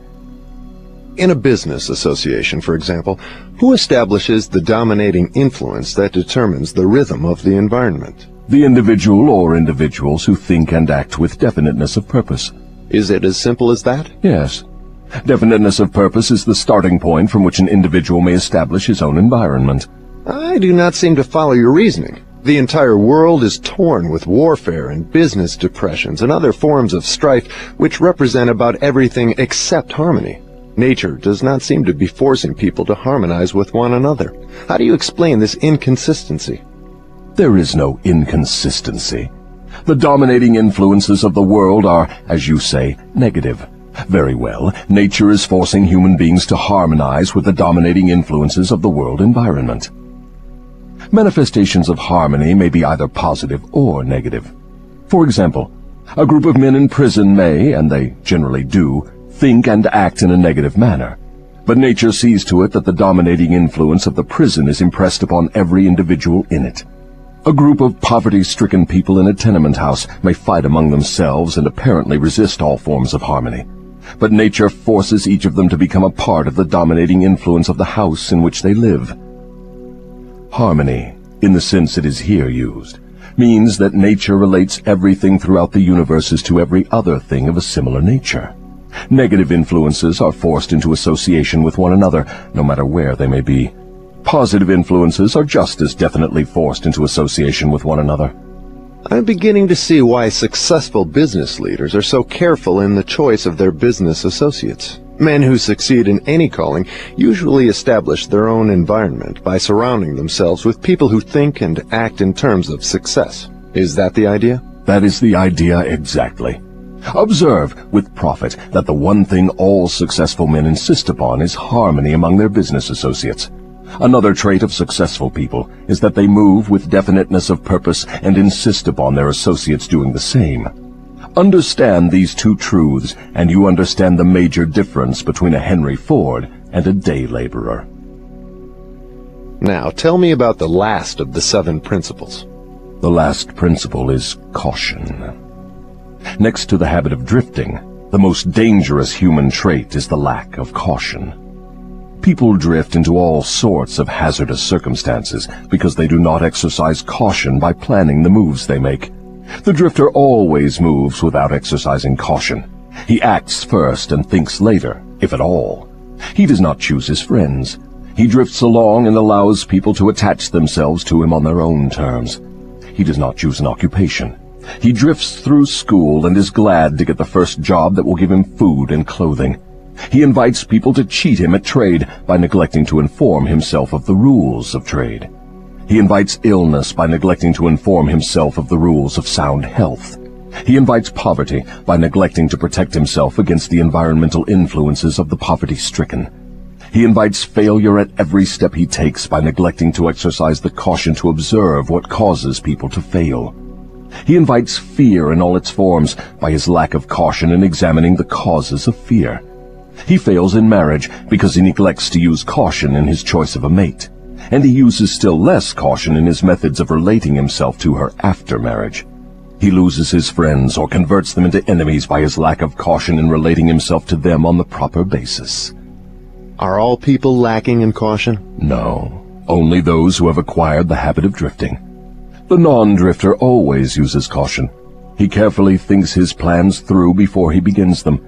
He makes allowances for the human frailties of his associates and plans ahead to bridge them.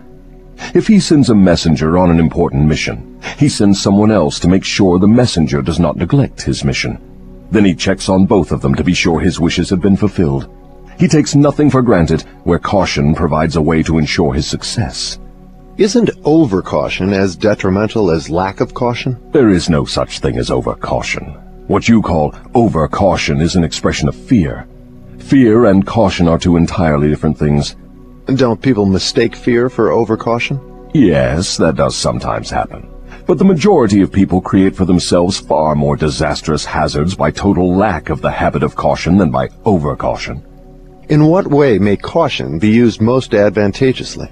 In the selection of one's associates and in one's method of relating oneself to associates. The reason for this is obvious. One's associates constitute the most important part of one's environment, and environmental influences determine whether one forms the habit of drifting or becomes a non-drifter. The person who exercises due caution in the choice of associates never allows himself to be closely associated with any person who does not bring to him, through the association, some definite mental, spiritual, or economic benefit. Isn't that method of choosing associates selfish? It is sensible and leads to self-determination. It is the desire of every normal person to find material success and happiness. Nothing contributes more to one's success and happiness than carefully chosen associates. Caution in the selection of associates becomes, therefore, the duty of every person who wishes to become happy and successful. The drifter allows his closest associates to attach themselves to him on their own terms. The non-drifter carefully selects his associates and allows no one to become closely associated with him unless that person contributes some form of helpful influence or bestows some definite benefit. It never occurred to me that caution in the selection of friends had so definite a bearing on one's success or failure. Do all successful people exercise caution in the selection of all their associates, whether in business, social, or professional relationships? Without the exercise of caution in the choice of all associates, no one may be certain of success in any calling. On the other hand, lack of exercise of caution brings almost certain defeat in whatever one undertakes. Summary. 3 things connected with my interview with the devil interest me most. These 3 factors interest me because they have been the most important influences in my own life, a fact which any listener of my story can easily discern. The 3 important factors are the habit of drifting, the law of hypnotic rhythm through which all habits are made permanent, and the element of time. Here is a trio of forces which hold inviolate the destinies of all men. The 3 take on a new and more important meaning when they are grouped and studied as a combined force. It takes but little imagination and scarcely any understanding of natural laws for one to see that most of the difficulties in which people find themselves are of their own making. Moreover, difficulties seldom are the outgrowth of immediate circumstances. They are generally the climax of a series of circumstances which have been consolidated through the habit of drifting and with the aid of time. Samuel Insull did not lose his $4 billion industrial empire as the result of the Depression. He began losing it long before the Depression, when he became the victim of a group of women who flattered him into turning his talents from public utilities to grand opera. If ever a man in a high position in the financial world went down because of the power of drifting, hypnotic rhythm, and time, that man was Samuel Insull. I am writing from accurate knowledge of Mr. Insull and the cause of his troubles dating from the time that I served with him during the World War to the time of his ill-advised attempt to run away from himself. Henry Ford went through the same depression that swept Mr. Insull under, but Ford came out on top without a scratch. Do you want to know the reason? I'll tell you. Ford has the habit of not drifting on any subject. Time is Ford's friend, because he has formed the habit of using it in a positive, constructive manner, with the aid of thoughts of his own making, woven into plans of his own creation. Take any circumstance you wish, measure it with reference to its relationship to the habit of drifting, hypnotic rhythm, and time, and you may ascertain accurately the cause of all success and all failure. Franklin D. Roosevelt went into office with a bang during his first term. He had but one major purpose in mind, and that was very definite. It was to stop the stampede of fear and start people to thinking and talking in terms of business recovery instead of business depression. In carrying out that purpose, there was no drifting. The forces of the entire nation were consolidated and moved as one to help carry out the president's definite purpose. For the first time in the history of America, the newspapers of all political leanings, the churches of all denominations, the people of all races and colors, and the political organizations of all brands united themselves into one stupendous power for the sole purpose of helping the president restore faith and normal business relationships in the country. In a conference held between the president and a group of emergency advisors a few days after he went into office, I asked him what was his major problem. He replied, "It is not a question of majors and minors. We have but one problem, and that is to stop fear and supplant it with faith." Before the end of his first year in office, the president had stopped fear and supplanted it by faith, and the nation was slowly but surely on the way out of the jungle of depression. By the end of his first term, mark well the element of lapse of time, the president had so effectively consolidated the forces of American business and private life that he had an entire nation in back of him, ready, willing, and enthusiastically desirous of following his lead, no matter which way he went. These are facts well known to everyone who reads newspapers or listens to the radio. Then came another presidential election and the opportunity for the people to express their faith in their leader. They expressed it in a landslide without precedent in American politics, and the president went into office a second time with an almost unanimous electorate vote, with only 2 states meekly dissenting. Now observe how the wheel of life began to reverse itself and turn back in the other direction. The president changed his policy from definiteness of purpose to indefiniteness and drifting. His change of policy split the powerful labor group and turned more than half of it against him.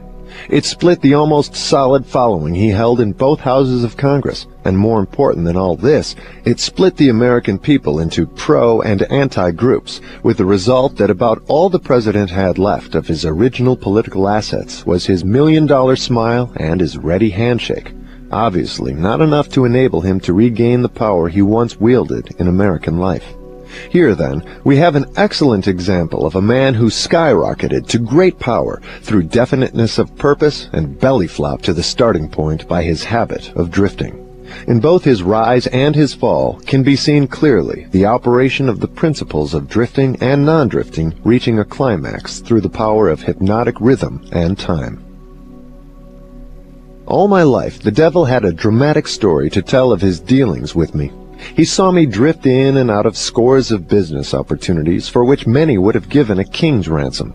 He saw me drifting in my policy of relating myself to others, particularly in my lack of caution in business dealings. The circumstance which saved me from fatal control of the law of hypnotic rhythm was the definiteness of purpose with which, at long last, I dedicated my entire life to the organization of a philosophy of individual achievement.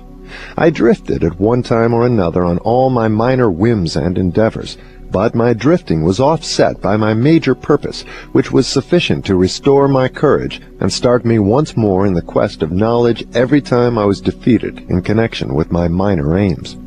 I learned something of the hazardous nature of the habit of drifting while engaged in analyzing more than 25,000 people in connection with the organization of the law of success. These analyses showed that only 2 out of every 100 have a definite major aim in life.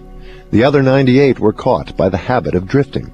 It seems more than a coincidence that my analyses clearly corroborated the devil's claim that he controls 98 out of every 100 people because of their habit of drifting. Looking back over my own career, I can see clearly that I could have avoided the majority of the temporary defeats with which I met if I had been definitely following a plan for the attainment of my major purpose in life. From my experience in having analyzed the problems of more than 5,000 families, I know definitely that the majority of married people who get out of harmony with each other do so because of the accumulation of a great number of little circumstances in their married relationship, which could have been cleared up and disposed of as they arose if there had been a definite policy to do so. They do not live their married life with definiteness of purpose. So the story has gone, all back down the ages. The man with the most definite plan and purpose and the most power rides on to victory. The others scurry for cover and get crushed under the heels of those who are more determined. The answer is not hard to find. There is no use looking toward high heaven for it. For my part, I would prefer to seek the answer from the devil, for he would tell me quickly enough that victory goes to the people who know what they want and are determined to have it. They have mastered the habit of drifting. They have definite policies, definite plans, and definite objectives. Their opposition, which may outnumber them very greatly, has no chance against them, because the opposition has no plan, no purpose, no policy, except that of drifting along, hoping that something may turn up to help them. In those 3 brief sentences, you have the sum and the substance of the difference between success and failure, power and lack of it. We come now near to the end of our visit through this book. If we were to try to state in one brief sentence the most important part of that which I have tried to convey through the book, it would be something like this. One's dominating desires can be crystallized into their physical equivalents through definiteness of purpose backed by definiteness of plans, with the aid of nature's law of hypnotic rhythm and time. There you have the positive phase of the philosophy of individual achievement I've tried to describe through this book, brought down to an irreducible minimum of brevity and simplicity. If you expand the philosophy for the purpose of adapting it to the circumstances of life, you find that it is as broad as life itself, that it covers all human relationships, all human thoughts, aims, and desires. So here we are, at the end of the strangest of all the thousands of interviews I have had with the great and the near great, over a period of 50 years of labor in my search for the truths of life that lead to happiness and economic security. How strange indeed that after having had active cooperation from men such as Carnegie, Edison, and Ford, I should have been compelled, finally, to go to the devil for a working knowledge of the greatest of all the principles uncovered in my quest for truth. How strange that I was forced to experience poverty and failure and adversity in 100 forms before being given the privilege of understanding and using a law of nature which softens the thrust of these wicked weapons or wipes them out altogether. But the strangest of all this dramatic experience which life has provided me is the simplicity of the law through which, if I had understood it, I could have transmuted my desires into substantial form without having to undergo so many years of hardship and misery. I find now, at the end of my interview with the devil, that I had been carrying in my own pockets the matches with which the fires of adversity were being touched off. And I find, too, that the water with which those fires were finally extinguished was at my command in great abundance. I searched for the philosopher's lodestone with which failure may be converted into success, only to learn that both success and failure are the results of day-to-day evolutionary forces through which dominating thoughts are pieced together bit by bit and woven into the things we want or the things we do not want, according to the nature of those thoughts. How unfortunate that I did not understand this truth from the time that I reached the age of reason, for if I had understood it then, I might have been able to go around some of the hurdles I've been forced to jump as I walked through the valley of the shadow of life. The story of my interview with the devil is now in your hands. The benefits you will receive from it will be in exact proportion to the thought it inspires in you. To benefit from listening to the interview, you need not agree with every portion of it. You have only to think and to reach your own conclusions concerning every part of it. How reasonable that is. You are the judge and the jury and the attorney for both the prosecution and the defense. If you do not win your case, the loss and the cause thereof will be yours.